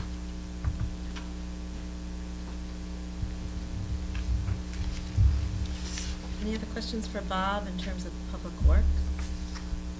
In the capital area, or in the general government, which we're going to go into after capital, so we'll hold on that for just a minute. Anything else in capital?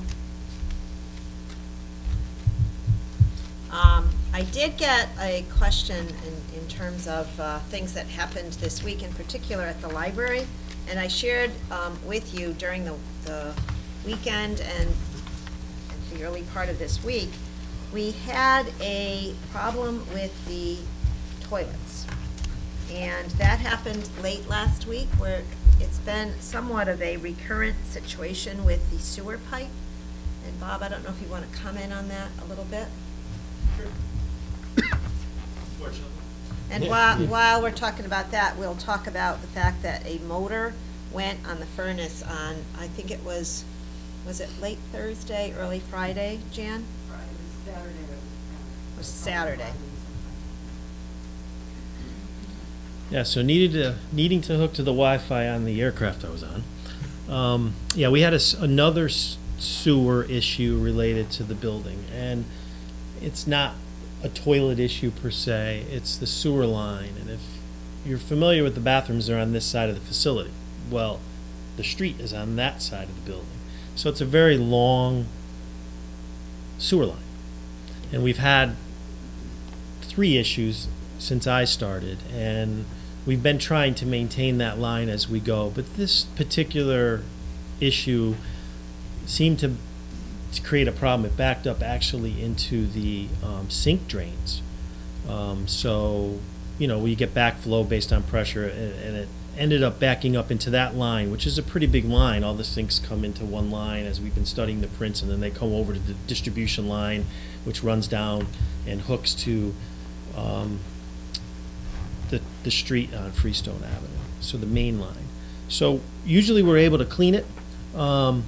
We've found more cleanouts by studying the prints that were never located before. We really went to town on the prints and did some studying on some of the engineering on the building and some of the ways that it's run, and the maintenance staff did a great job to find that blockage, which was on this side of the building this time, and clear that. Unfortunately, it takes quite a bit of time.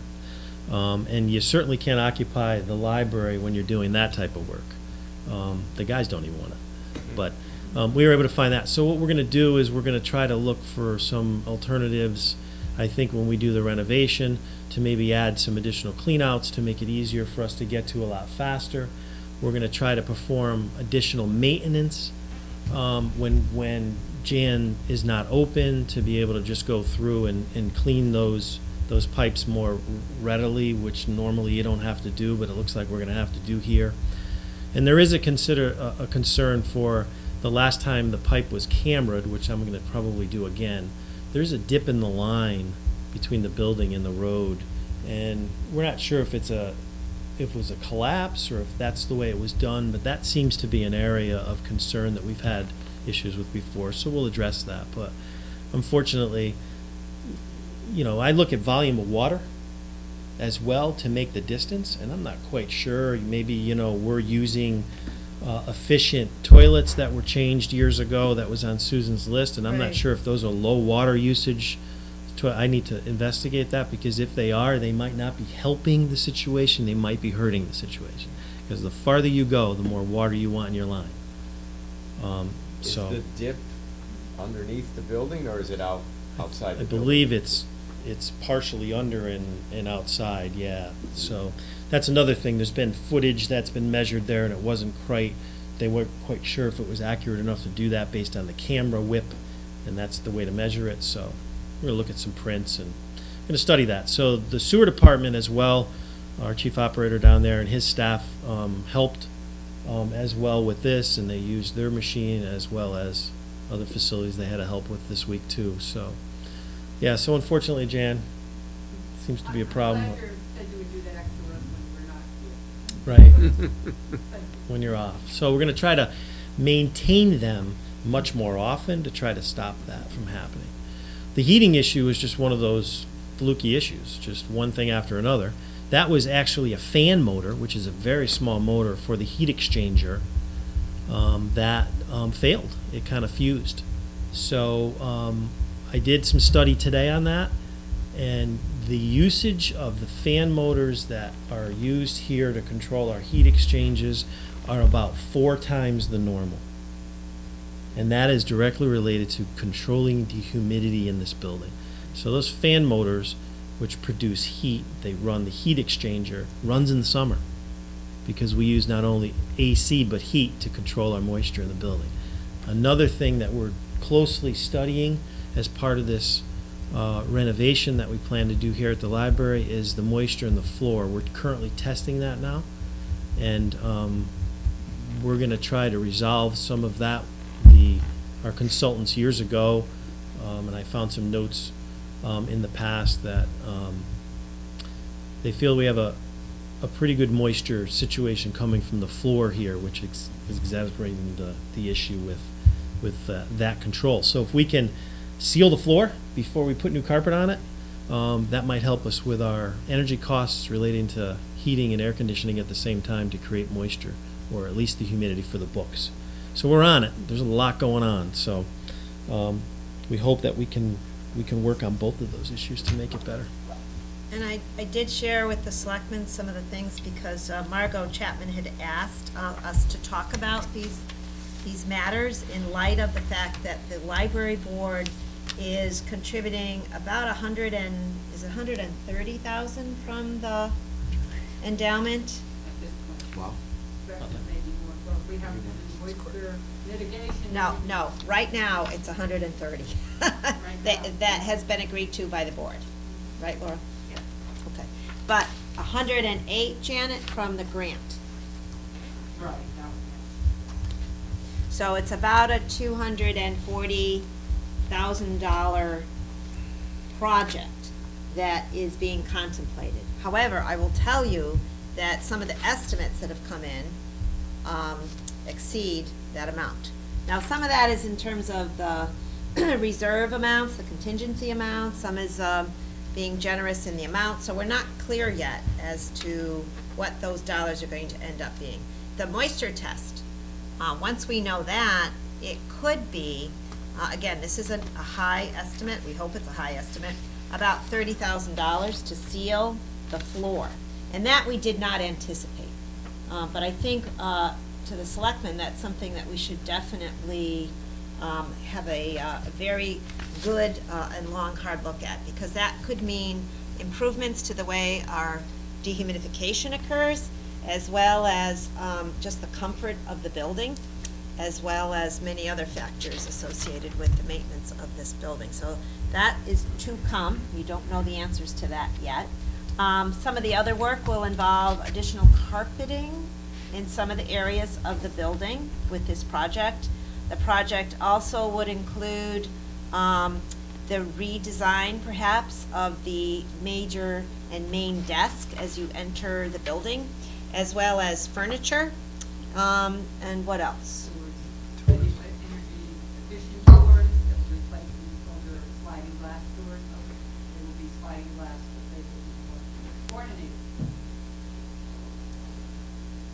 Sound mitigation.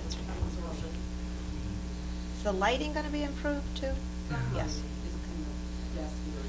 In the desk area. So it's a major improvement, and I had said in the email back to Margot and copied the board how thankful we are for the work and the foresight that the board has had.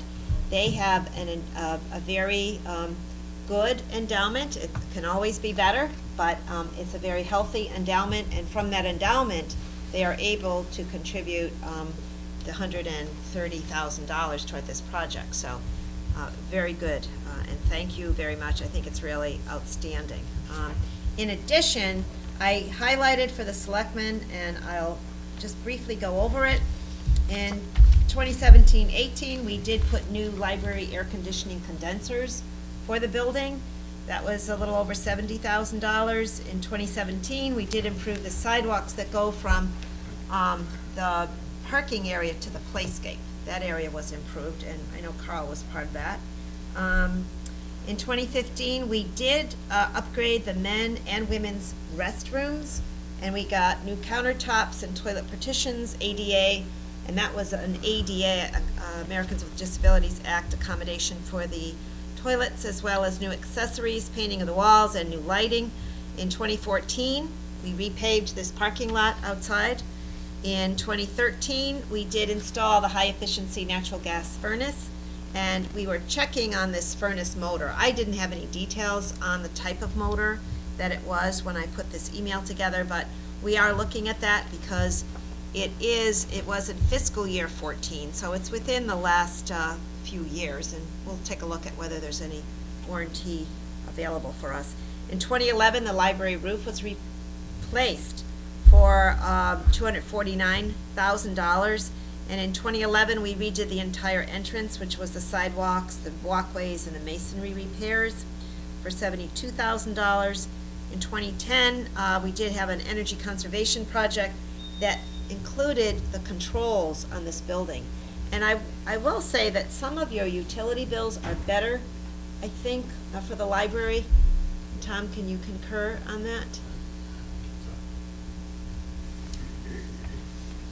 Utility bills are better. For the library, she's asking. A little bit better. And then there was carpet that was replaced in 2010. That will not be replaced in the new project in the Mary Flood room and Mary Wagner room, but other areas of the carpet. This carpet was replaced in 2010. So I wanted to go over that, as well as have Janet highlight some of the other things that they would like to see done, probably in year 2 through 5 in your plan.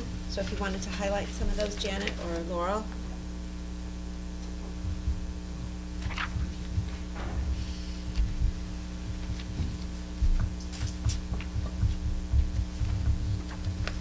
Sure. Thanks, Susan. Thank you for describing our project so well. And I've got details if anyone would like to just see the purpose of it and all. I've got the write-up that we gave when we applied for the state library grant, which was successful. so that was good. One of the things we did ask for was, we estimated 10,000 is needed for children's furnishings. We don't know if we can fit it in with our project now in light of some other things that have come up, but we have not had any upgrade of furniture except for the adult task seating, which we did get new chairs. And actually, yeah, Susan could add that to her list. We spent several thousand. I think there's a little bit left. I think there's a couple thousand, Tom, in our capital. I don't know if you recall. Last I looked, just that toward seating. We figured with the project that would help. But the children's furniture has not been replaced or upgraded for many years, and it's used a lot. And it's used by people who jump and, you know, crawl and knock things down, and by adults who sit on little chairs. So, you know, it's, yeah.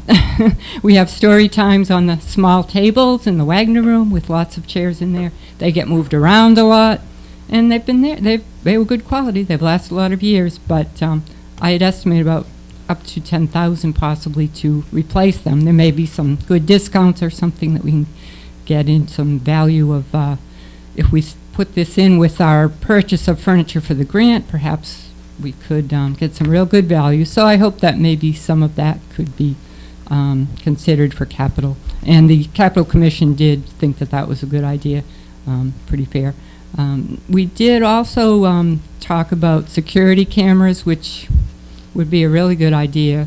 I mean, we haven't had terrible security issues, thank goodness, but on occasion we've called the police about something that's happened, and they said, well, can we look at that person leaving the building, coming in, whatever? No, we don't have a camera, you know, things like that. Or did you try to catch them, you know, a picture? Yeah, we do have kind of we're kind of a little bit isolated. We're a little off the main road here, so, you know, there isn't a lot of bird's eye view for people, you know, really. If you don't have a camera to kind of back up people coming and going or what's happened in the parking lot. We've had some incidents on occasion with cars. We've got a parking lot, you know, which is also a driveway. So, yeah, that would be a good idea to have cameras here. And we had an estimate, I believe, 7,000 I had. Dave, do you recall? I think we got that from you with 4 channels you spoke of. Yeah, and, you know, it can vary depending what you do, but I think that was 4 cameras, so to cover our entrances, part of the parking lot.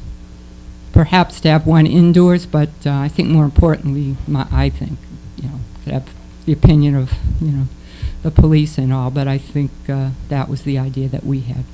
Those were our main, you know, things that we had asked for. We had been asking for carpet for many years, so luckily with this project we'll be able to do the new carpet, because some of the carpet in the building had never been replaced.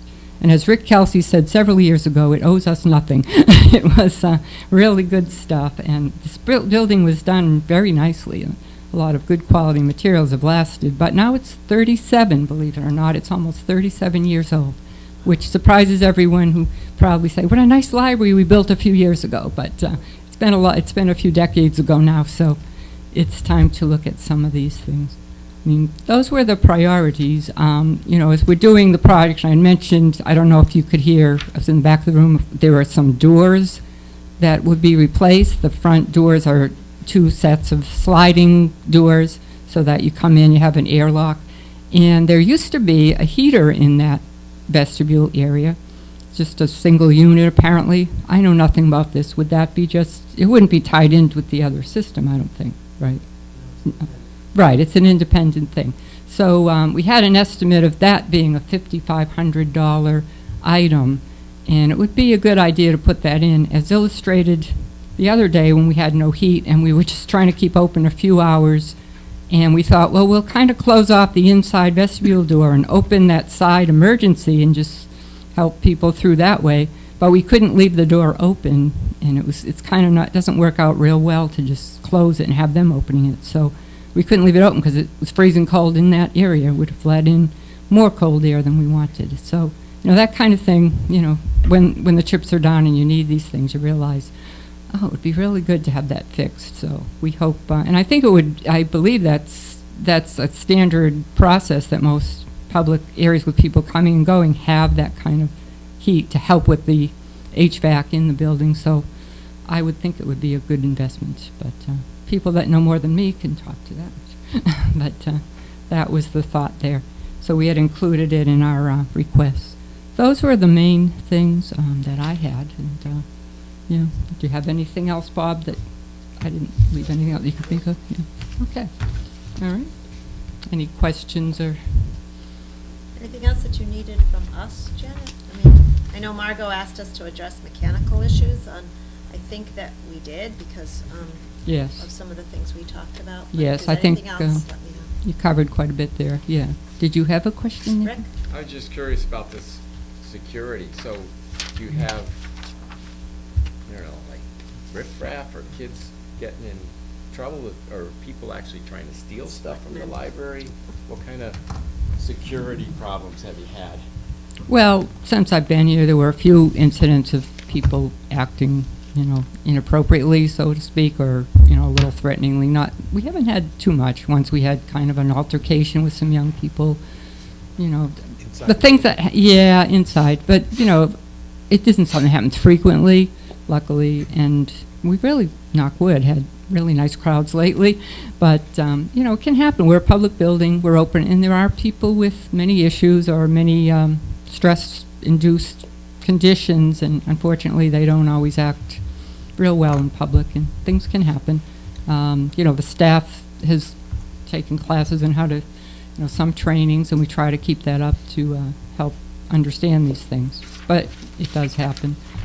We did have some theft for a while of the DVDs, and one time a perpetrator was actually caught. Yeah, those kinds of things. And I said there was an accident in the parking lot, and nobody knew who hit somebody's car. It's just the typical public building stuff, really. I don't think we've had Yeah, anything loitering over. with kids out front? Not really, no. Yeah, and I mean, it is a place we want people to come to, so it's hard to say this kind of person can't be here, and you can. So yeah, in the past there were occasionally people making a lot of noise out there, and we'd go out and tell them to be quiet. But that wasn't really a security issue kind of thing. The only thing you have is that I know we've been out here real late, and what happens, we've been out in the parking lot, we're gabbing away, and all of a sudden you see people wandering up to the entrance. And what they're doing is they're getting close enough to the building to hook into the Wi-Fi. So if something were to happen, you wouldn't really know, because you'd look at, you'd see people there, they could be doing Wi-Fi, or they could be doing something a little, Dicier. yeah. So that's the only thing, that I personally experienced. I know when we've been out there talking, to see car pull up and you see kids jump out and they're over near the door and you're like, what are they doing there? So that's what it was. Yeah, we did have, libraries occasionally have this message from whoever the electronic version of the movie company will send something out saying someone has essentially ripped off their movie. They download illegally once in a great while. And they'll send, how could we possibly catch that? I don't know. We post messages that that's illegal inside the library, but like I say, it could happen. I hope I haven't given anyone any ideas by saying that. So. The one thing that we've done is improve the lighting, Janet. A few years ago, the lighting in the parking lot needed improvement, and That's Public right. Works did. Mhm. They replaced all of the decorative lighting on the perimeter of the building, Yep. as well as some of the spotlight lighting that's much better. right between the Yeah. senior center and this building. And there's Mhm. some lighting that's on the building itself, and that's critical. We have to keep Very that good. lighting up, and Mhm. Public Works Maintenance Mhm. has done a good job on that, so thank you.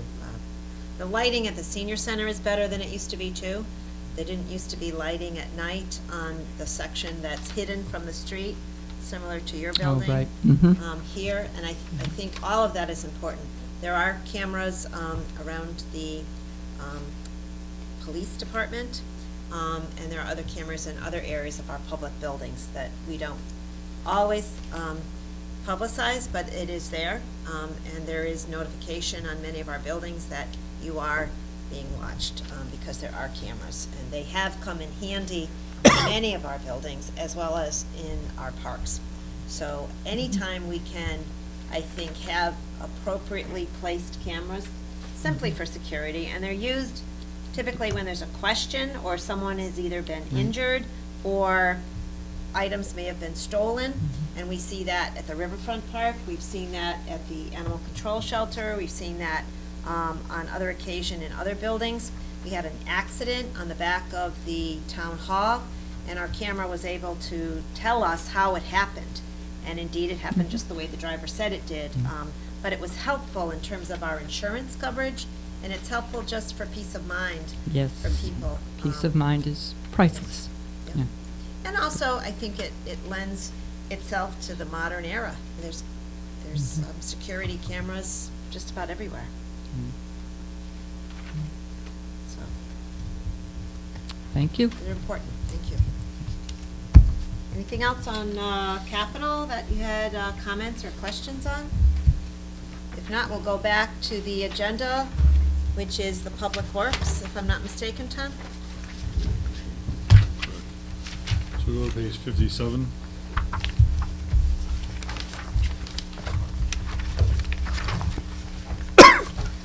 Is the Public Works Director budget. That is made up of the Public Works Director and the administrative assistant to the Director.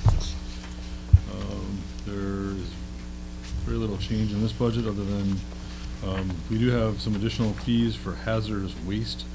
That's run through the LCOG, the lower COG. That is it can be a costly endeavor as they continue to increase the number of programs run and participation, as well as acceptance of various different articles and items. Page 59 is the Highway Department. We have the general salary wage increases based on the union contracts, and the Public Works Director try to keep the majority of these items within check with that with the item, and we did have some expected savings for some gasoline savings.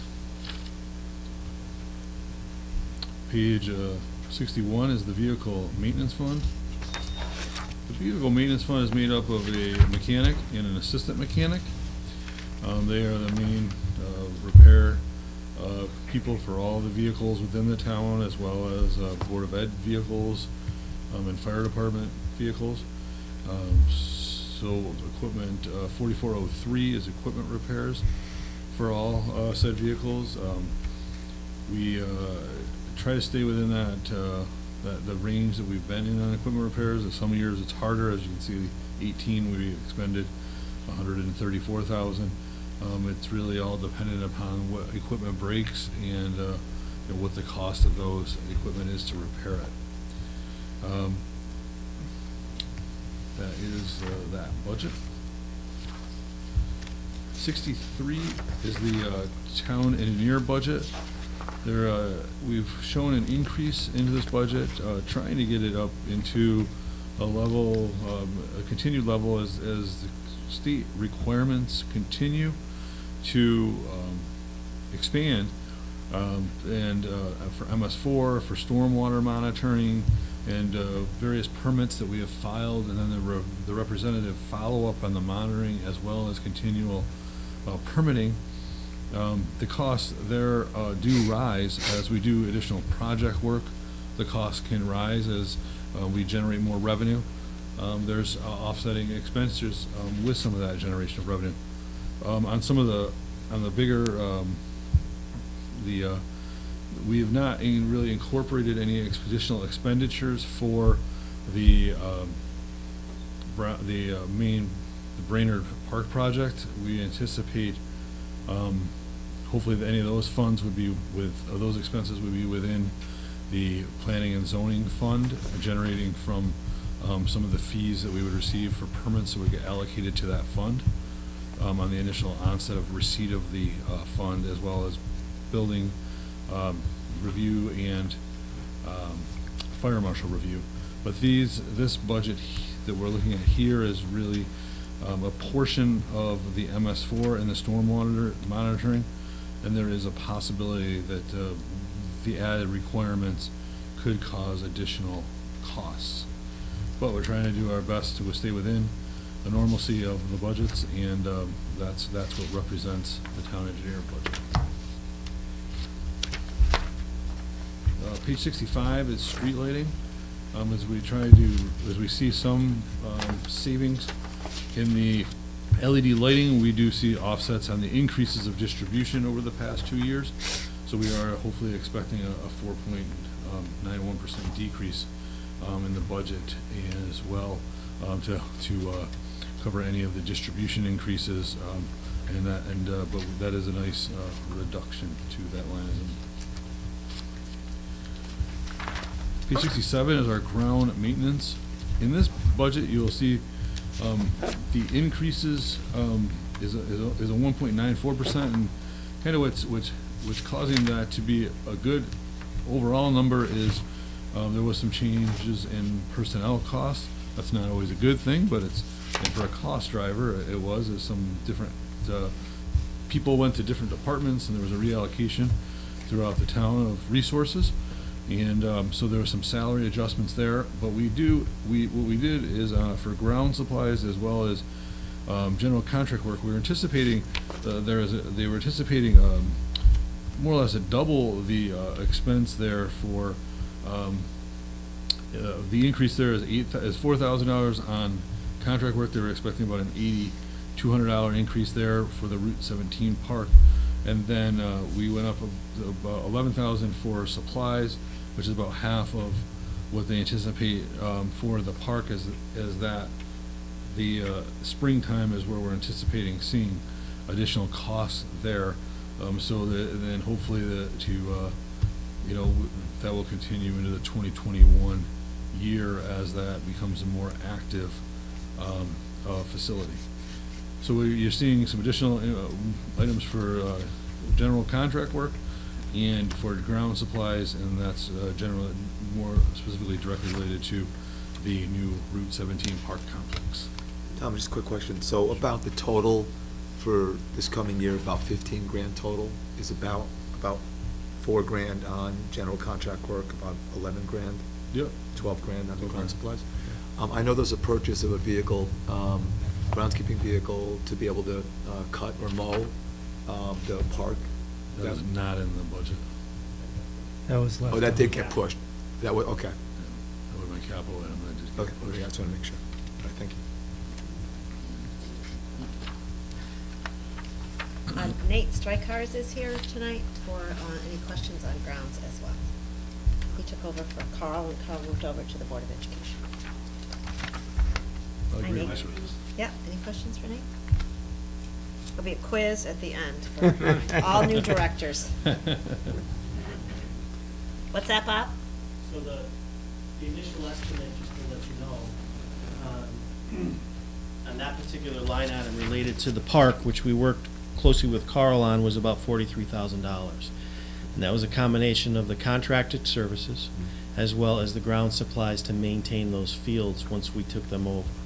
So really what you're looking at is only about half of that, maybe a little less than half of that. So we're going to have to try to, depending on how and when the fields are taken over, grounds is going to have to try to maintain those fields until we get into another year, another budget cycle, with about half of what is estimated that we need for supplies for that. So we just have to keep that in mind. There's going to be a give and take on seeding and prep work that they do in the fields, and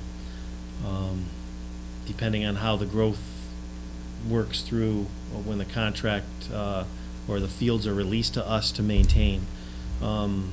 Also in that number is no estimate really on which I'm continually working on now, is the maintenance of the splash pad stuff. So I need to figure out what that contract is going to give us and how long that maintenance will last and what that is inclusive of, and what we're going to need to do not only to maintain the system that's going to run it, the pumps, and what we're going to do, or we're going to have to do as far as testing of the water that's being used and the maintenance on that as well. So I've reached out to a few communities.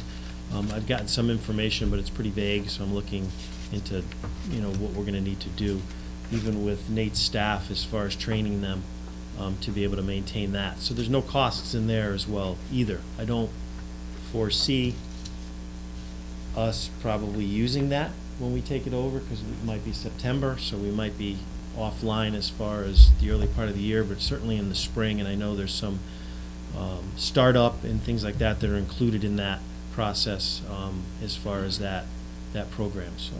And I know that Park and Rec is looking at all of this as well, and they're also looking at how they can accommodate expenditures in the way that certain costs may be associated. Ralph, did you want to highlight some of that? Well, we've had conversations about, and they've worked on changes to permits to look about, some of the costs that Park and Rec has traditionally taken on, and whether groups that are using them should take on some of those costs. So they have new permits. They wouldn't go in effect this year. They'd go in effect next year, but they would come before our commission, our board first. There'd be some steps to it, but they've redone them, and I think as a commission, they're happy with them. There's some other steps before.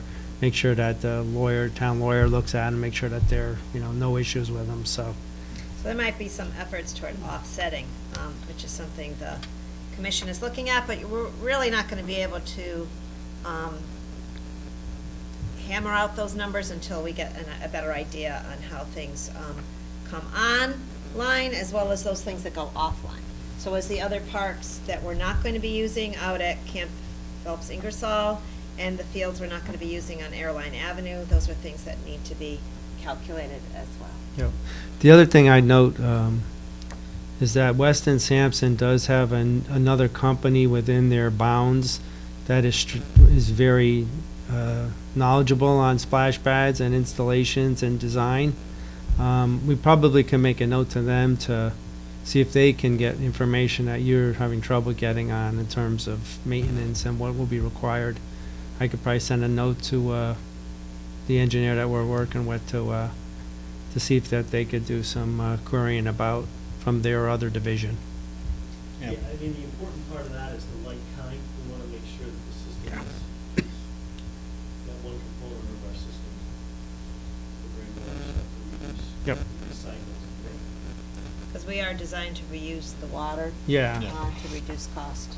So I don't know how many. It'll be a little more of a challenge because I don't think there's too many of those systems. So we're not going to have a lot of them that we could go asking. So, but we could put it out there and see how many they've designed, if there's any feedback on that maintenance. Yeah, and the contract itself did drive towards having, the initial startup, obviously the testing, and then also working with us on the initial shutdown and winterizing of it as well. So that's something that's done with them to make sure. And the original, and the next season opening. And the next season opening, right, it has that. And to Susan's point, also with the recirculation, there is an extra tank in there that captures the water that for a day's use, and then cleans it and repurposes it. So that should help keep the water costs down. That should handle about 80 or 90% of what the irrigation uses would be. That's what it's designed to generate and then reuse. So. Thank you.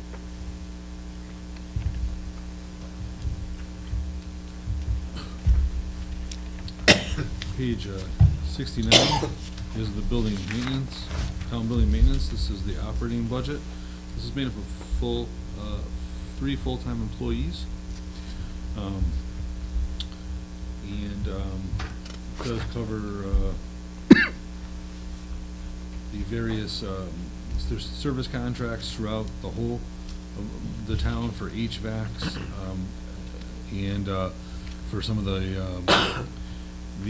items at the town hall buildings, as well as the Buck Foreman buildings, as well as first aid supplies and things of that nature. The telephoning for the whole town is in this budget, and the electricity for the town is in this budget.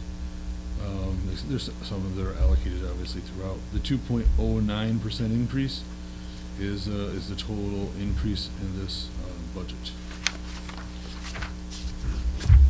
Page 71 is our snow removal budget. You could always add a tremendous amount more into the overtime line item. Here, we clearly haven't. We put a little bit in But that is, as time, this budget really hasn't changed in a long time on the overtime side, and as wages increase and just the maintenance of the storms increase, you know, that number could be reflected and be increased, but we're just going with a slight increase. Where we do need to make a more dramatic increase in the current year would be for road materials, and that is to utilize this new method of caring for the roads, but it's still it's a quite reasonable number increase for the I guess the cleanliness of that operations. You talking about that for the salt? Correct. Okay.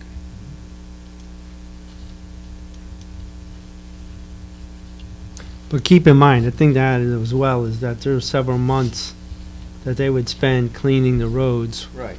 So And that's mining the savings in sand. terms they could be doing other projects that may have been passed on instead. Yeah, plus it avoids all the sand going down into our storm drains and all that good Yeah. stuff, so. Yeah, it's you a- see it's a win-win. savings down the road. Plus, our roads have been fantastic this year, which Yeah. is kinda nice. So those are the general, so the other general fund items that we'll touch upon, I'll go through with you on the other budgets that do affect the general fund. We go to 122, which is the town aid road budget. That's a grant that's from the state of $239,000. That is to do chip sealing and road improvements. So that's a great program by the state. Without that, we would be, that would be a direct comeback that requests money from the town, because you would definitely need to do that. So that's a wonderful program that we hope the state continues to keep. The other, This would be good if the state had an increase percentage at the bottom. You know, Yes. right now, it's the same, right? Yes, Oh. correct. Yeah, it would be nice if the state said, we'll give you 5% more. That would be nice. page 127 is the Resource Recovery Maybe when Department. we get tolls. So, the Resource Recovery Department is our land, is a place where they, various recyclables as well as bulky waste and goes to. We tried, trying to, keep the revenue numbers in line. We did have some increases, or expect hopefully some reutilization in the bags. There's a fluctuation there in 18, and hopefully it's not a continued trend, but we're trying to keep some of those numbers constant. In the general fund, we did have the approved permit rate fee increase for fiscal year that went into effect this year, that'll really go into effect for 1920. You'll see that, so that's where that permit fee of 34, really, you probably won't see that at all in much in 19, but you will hopefully see that in 20. And then the bags, hopefully we're coming back to some of those 17 numbers. It could be difficult to see that. It seems like that sometimes we don't. We did not. We had expected some of an increase in the bag fee, but we did not partake in that. So we're hoping that's a number that we're hoping to get, but that could be a little bit challenging to get to. Expenses are made up of two individuals that work in this department. The service contract is more or less the grinding of the brush that occurs. There probably could be much more in that number, but we try to do our best with that figure. Bags and stickers, that's what the bags that are utilized to. Last year we had, in the past couple of years, we had a decent amount of bags on hand, so we did not go and purchase them. Next year probably will be a cycle that we'll need to have the purchases occur. And then with the expense to get rid of the waste has gone up as our carrier, the cost of that has increased. So there is a cost there as well. We at one point have been receiving money at about $25 a ton for our single stream.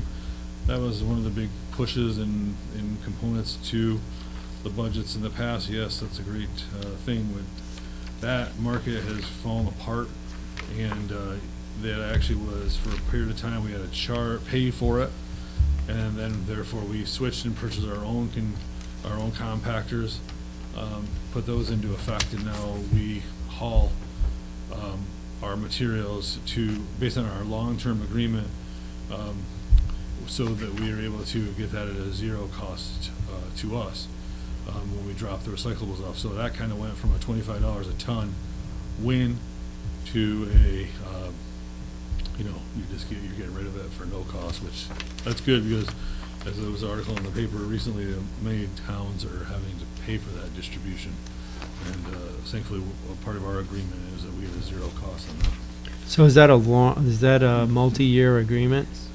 Yeah, that was a 15-year agreement, I believe it was, when it came out. We made that decision several years ago to enter into a long-term agreement. Well, that was a pretty good move then. And it was a very good move, yes. On page 130, this is the building maintenance fund, which is what we talked about. We keep that level constant. We're putting $41,000 in for each, the town and the board, and then those monies do roll over, and the projects get completed as we can try to accomplish them. The other two, so those are the funds that have effect on the general fund, and the effect from those funds are the transfers. So that's how that works. If you were trying to understand where I was coming from there, the transfers on page 107 are corresponding to some of those different funds that we talked about. So the resource recovery, the transfer out's $184,000 for the capital fund. It's $276 for the town. For Board of Ed, it's $230. So that's what those items are. On page. Wait a second, Tom. Yes, sir. On page 130, 130. where you have the interfund transfers in. Yes, sir. And this is for the building maintenance fund, where we have 82,000. Yes. So, I didn't quite follow you, but basically my question is, why is that number so much lower than a few years ago? So as we spoke about earlier, when I made reference to that time in May when the Board of Ed comes to y'all and requests some of their operating funds to get transferred in, that's where you're seeing that increase. That was the increase. You've been consistently 82, and for the past couple of years, prior year, you were maybe a little bit below that. Those are the funds that are those are funds that come from the Board of Ed's operating fund as a transfer in. When you're looking at the numbers for fiscal year 17 and fiscal year 18, you're looking at what actually happened. That may not have, and likely was not, what we budgeted in those lines, Rick. Oh. But during the course of the year, when we determined, as Tom pointed out, that the Board of Education, for example, had some dollars unexpended, and it was the will of this board, in concert with the Board of Education, that the Board of Ed be allowed to use those funds to put toward their building maintenance fund. Those dollars then went into the building maintenance fund, and so Tom and his finance office would reflect that in the actuals. Oh, okay. So your question before, from Lou to Dr. O'Reilly, should there be dollars left over? Those dollars are typically allowed by this board to go into building maintenance. So that allows them to do maybe another couple of rooms for the flooring replacement, just as an example, because they had extra dollars that were not spended. So it doesn't fall down and is never seen again and goes into the savings account, but rather can go into the building maintenance fund and be reinvested in the buildings. So I think it's an effective way to reinvest in our buildings, dollars that had already been allocated but were not spent. So it's important that the Board of Ed understand they don't, and they've always, for many, many years, they don't just spend all their money. They try to be very careful in all their line items and their spending, and then residual dollars can then go back into reinvesting in making the buildings work better. And that's reflected in fiscal year 17 in particular, and then fiscal year 18 to a lesser degree. We don't know yet for fiscal year 19. Hopefully, we'll be able to do the same thing. And it's also a way, you know, when you look at budgeting, and over the years, you see if you put money, always over beef up a capital budget, that can cause your expenditures to be inflated, and to match up the revenues, it causes taxes to have to go up higher. If you can mitigate that effect, but still do improvements to your buildings by using dollars that are not spent during the year, that doesn't affect your bottom line for next year and does not affect your tax increase for that year. But rather, it's dollars you've already allocated and you're reinvesting in your buildings. So that's something that we've tried to do, particularly when we know that the state of Connecticut was looking to cut us in a lot of our grants and in a lot of our improvements to the various funds, you know, the town aid road or the some of the other special grants we used to get. It's very difficult when they give and then they take away. So we try to manage that by being aware of what they're doing. That was my question for Dr. O'Reilly earlier. What do you anticipate for the state? Because that really helps us to be able to plan going ahead. Hope that helps a little bit. On page 113, this is the sewer department. And for the water and sewer departments, you all approved some various increases in the rates. So we're hopefully seeing some of the projections there as an increase as well. So these budgets are always driven more from the expenditures. We do our best on the revenue side, but they're very much driven from expenditures and then pushed back into charges for services.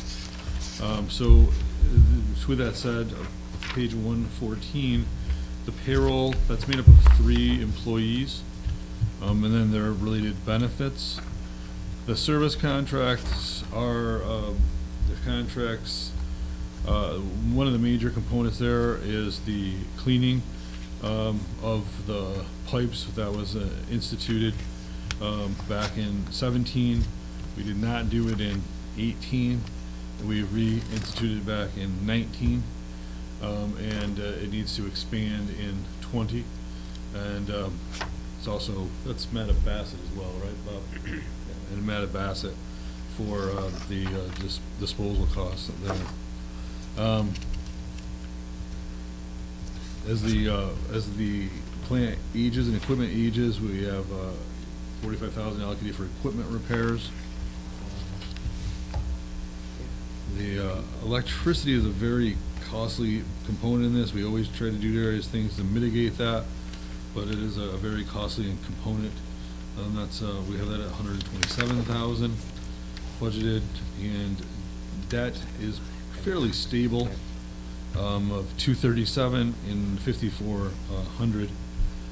And the 7,000 is generally related to various permitting fees that are required to be maintained and occur.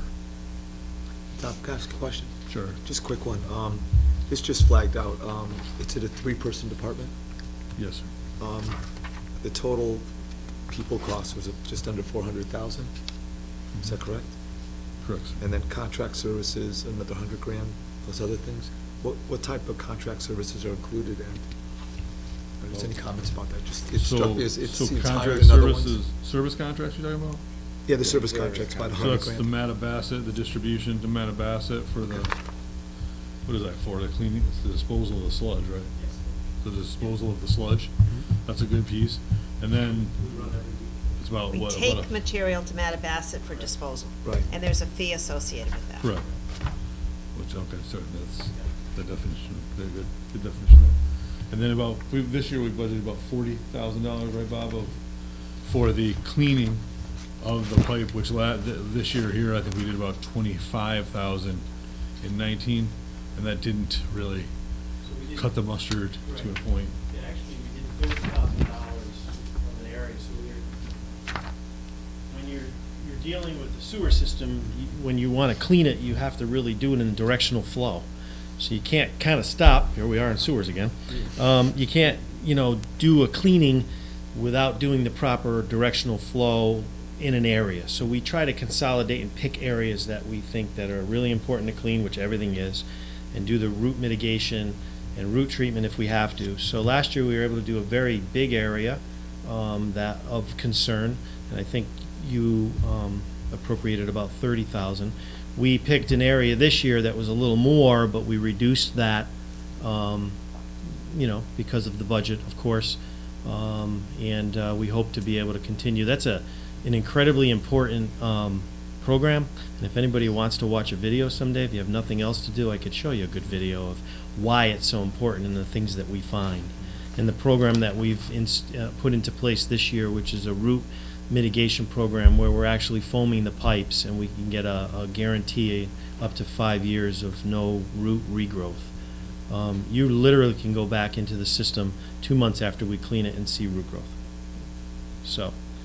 What's the number for that? Which line is that? That's under service contracts. Yeah. Part of the 100,000. Oh, it's part of the 100,000, okay. But that is critical that that be done It's every year.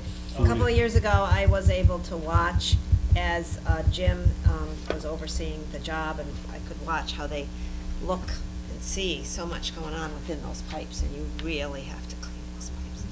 And it's not just, obviously it's not just debris, but all the vegetation that grows in there just causes an awful lot of obstructions. And we've had problems, so to be able to prevent that is really good. So thank you, Bob and Jim, who's not here. So I think, Mike, does that give you an answer on what's in that? Okay. Sure.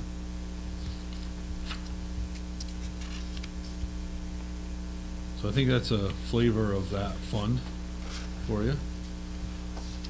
116 is the water department.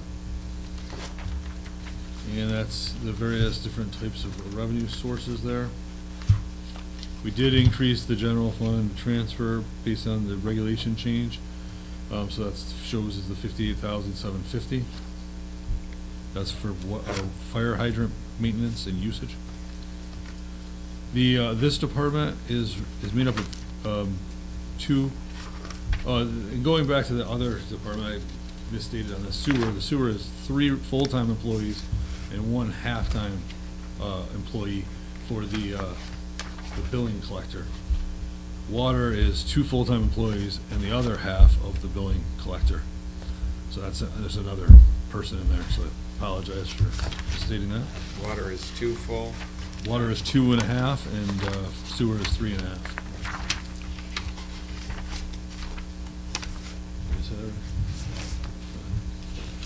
Would you see any economies of scale by combining the departments in any way, Bob?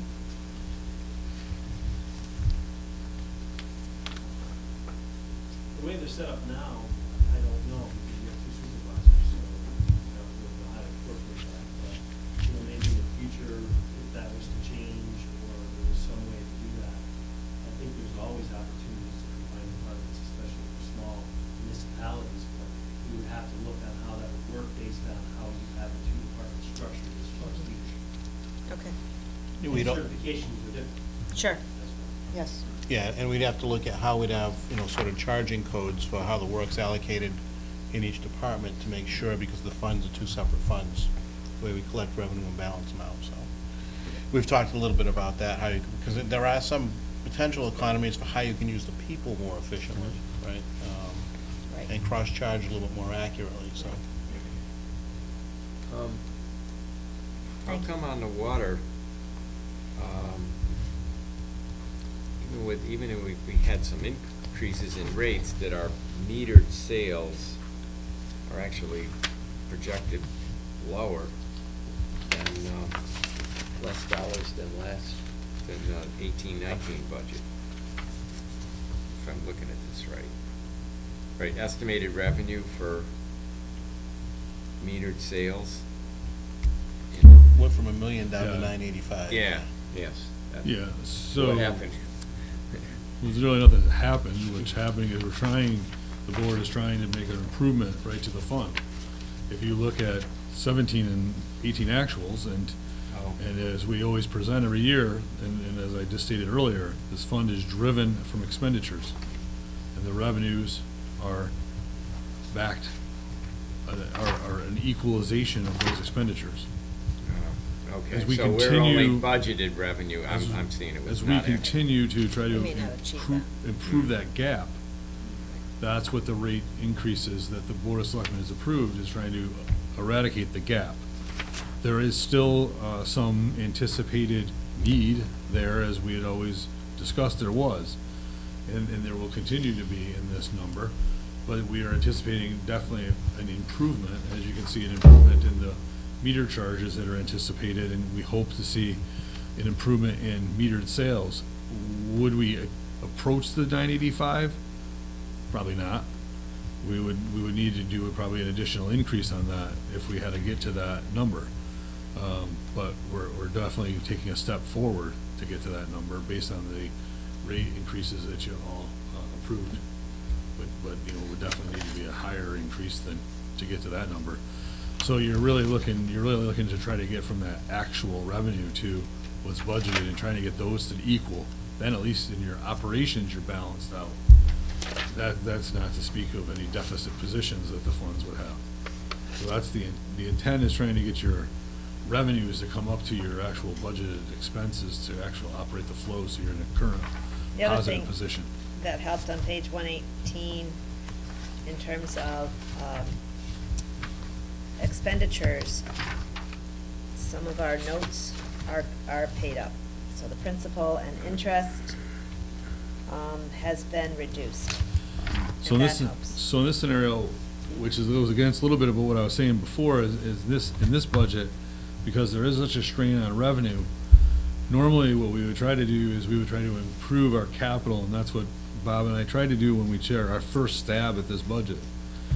But with the rate, so we obtain a good majority of our water from MDC, and based on a contract stipulated amount. And in the past 2 years, there's been significant rate increases in that number. And as you can see there, in 2020, we're expecting it to be around 690,000. In 18, we were at 701, but that was a little bit of an outlier because we had a very bad drought. And we did have our well was down for a while. So that was a double-edged sword of a drought period and the well being down, which caused, so having a required need to purchase more. So we were hoping to get it back into that, 650,000 range, but with the increases that are projected, that were done for this year and expected for next year, it's not gonna be. So what we would have loved to have done is taken the debt that we had paid and increase our capital outflow, to try to keep that debt and capital at a stagnant level, but to keep the operating budget within the more, as we were trying to say there, that flow structure on the revenue, to keep it closer to the reality. We could not do that. Yeah, and that makes sense, I think, looking at it, because the revenue's coming up on the metered sales about what we would expect based on the actuals from last year. Not looking at the budget from last year, but the actuals, or the previous actuals, and then when you look at the difference in the metered charges. So I think I think it's that 13% increase that we got last year from MDC, and now the 11% this year that's what's hurting us. That's painful increases. Yeah, that's. So we have work to do. Yes, yeah. But yeah, but Susan made a great point that one of the debt did fall off, so that's a great thing, and and that helped a whole lot. And now, we'll have to look, as we look into. I know Bob's looking over future projects and looking at different ways, be it their grant or they have some of their long-term notes that you can do, that's what those are the 2% notes that are for a long-term period that the Clean Water Fund provides to us, and what allows us to do through the state.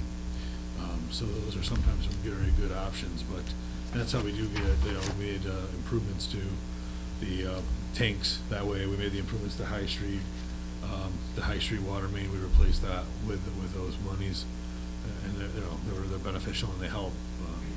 But that was why we couldn't. We would always like to increase our capital when our debt comes down, but we couldn't do that and keep that charges for services in anywhere near a number that would have been close. Well, I know we're on water, but I had a question about the sewer. I know in the past, we would take some of the product from the septic tanks. Are we looking at doing that again?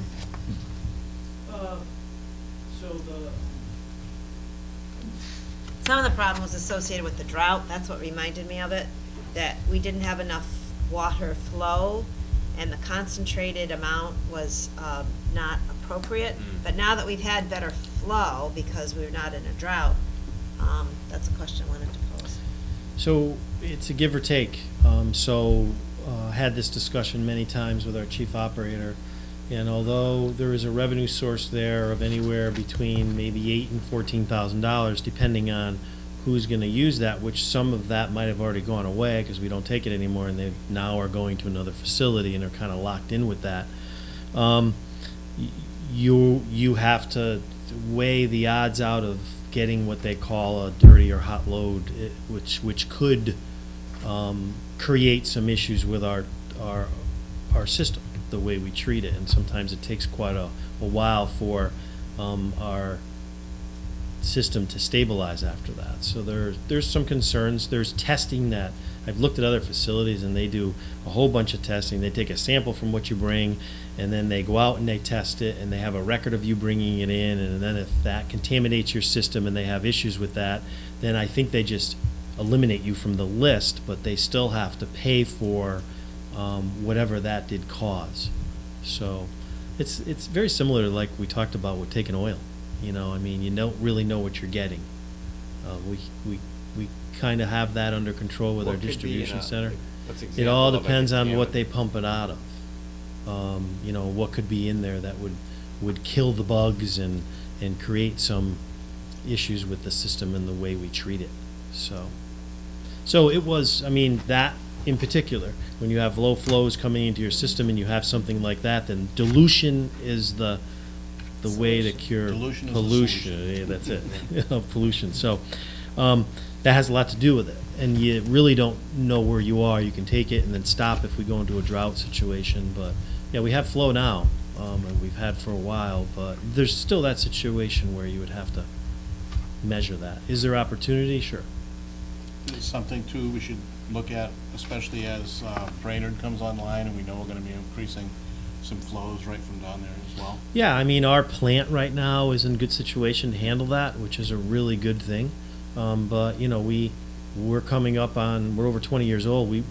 We're at 20-year mark, so I'm working with Tom and Jim down there and the crew to keep the place online. We're having a lot of things come up on their 20-year life cycle that need to be replaced, so we're using that capital money to try to stay ahead of that. The plant's capacity is good, but you have to have the equipment to run it at that capacity. So We've also looked at alternative energy sources. I know it's something that Lou and the Clean Energy Task Force has looked at.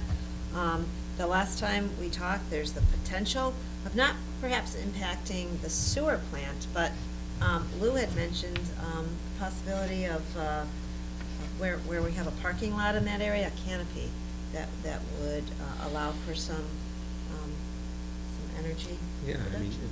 I've seen many of those canopies at different places, and there's a parking lot next to the sewer plant. there is that we own. And I was just thinking that could be canopied, and I'm not sure how many kilowatts or even megawatts you could put on there.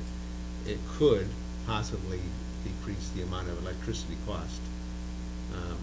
Is that something that vendors could come and explain what they could do? I know there's some Yeah, we've had possible- studies, more than one, and I just recently had a study that did not come back favorable for the sewer plant property, but they knew of the parking lot.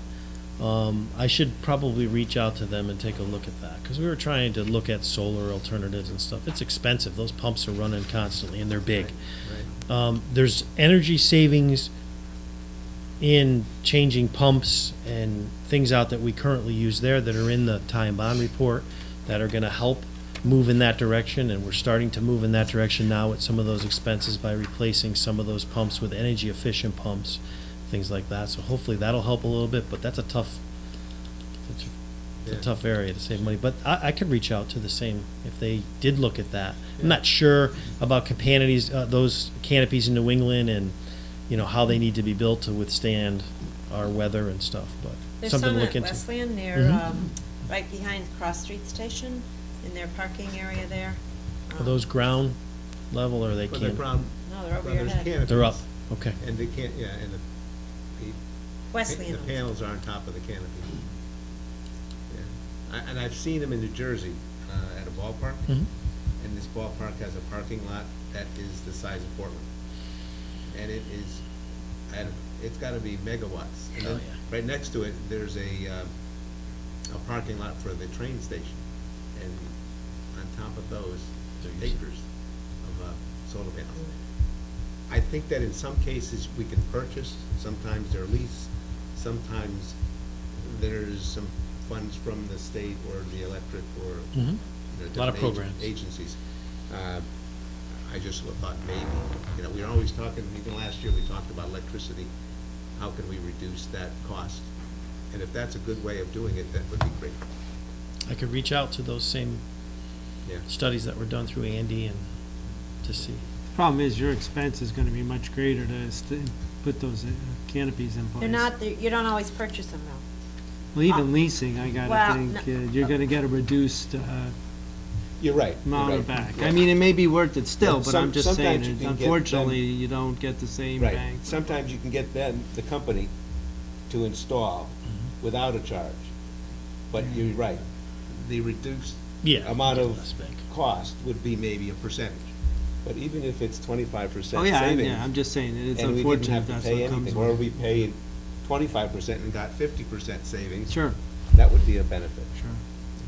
It's worth looking into, I think. And that parking lot does get used. I don't anticipate doing anything different for the next many years, because we need that parking down there for the industrial park and the overflow from the recreational park, the Quarry Park, they park down there too. And they don't typically cover the whole parking lot, so you could put buses in one area, and then another area would have the canopy with the solar panels on top. I mean, if a company's interested, it helps them make money, and it helps us save a little bit. You're not gonna save everything, it's not gonna be free, but I think any mitigation of this electrical cost is worthwhile looking into. Thank you. Clean Energy Task Force. Can I close the book, or do I have to keep it open?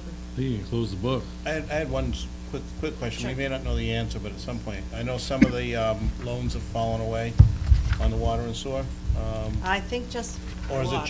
just water? Water. Water. Okay. Do we know when the other ones are gonna start timing out? Long time. Still have, On we water? still have a long time, okay. Water's a long time. Okay. Sewer, I'm not sure. First meeting in April, Tom, do we have the auditors coming? I believe so, yes. I believe that's April 3, Sable? Mahoney Sable. Right? Week from tomorrow. So I don't think we need to meet tomorrow. I ready? think we've done a good Wait, job help yourself. tonight. Yeah, throw it. Yeah. Thank you, boss. Thank you, team. Is there a motion? Are we ready to adjourn, or is Tom looking up numbers for I'm gonna you? give you that one answer for him. Isn't he good? So the sewer? Yeah, so the Clean Water Funds is a 10/2021. That must be sewer. And then drinking water is 2031. The other drinking water is 2031. And the rural development, which is the sewer assessments, is 2029. Thank you. Thank you very much. Those must have been the High Street and the water tanks. Correct. the 2031. And then the expansion of the sewer was the other one, up by Thomas Street, Susan Smith home. All right, is there a motion to adjourn? So moved. Second by Jim. All in favor? Aye. Any When's opposed? Motion carries. Thank you. When's our next meeting? We're Budget done. meeting? Our next meeting.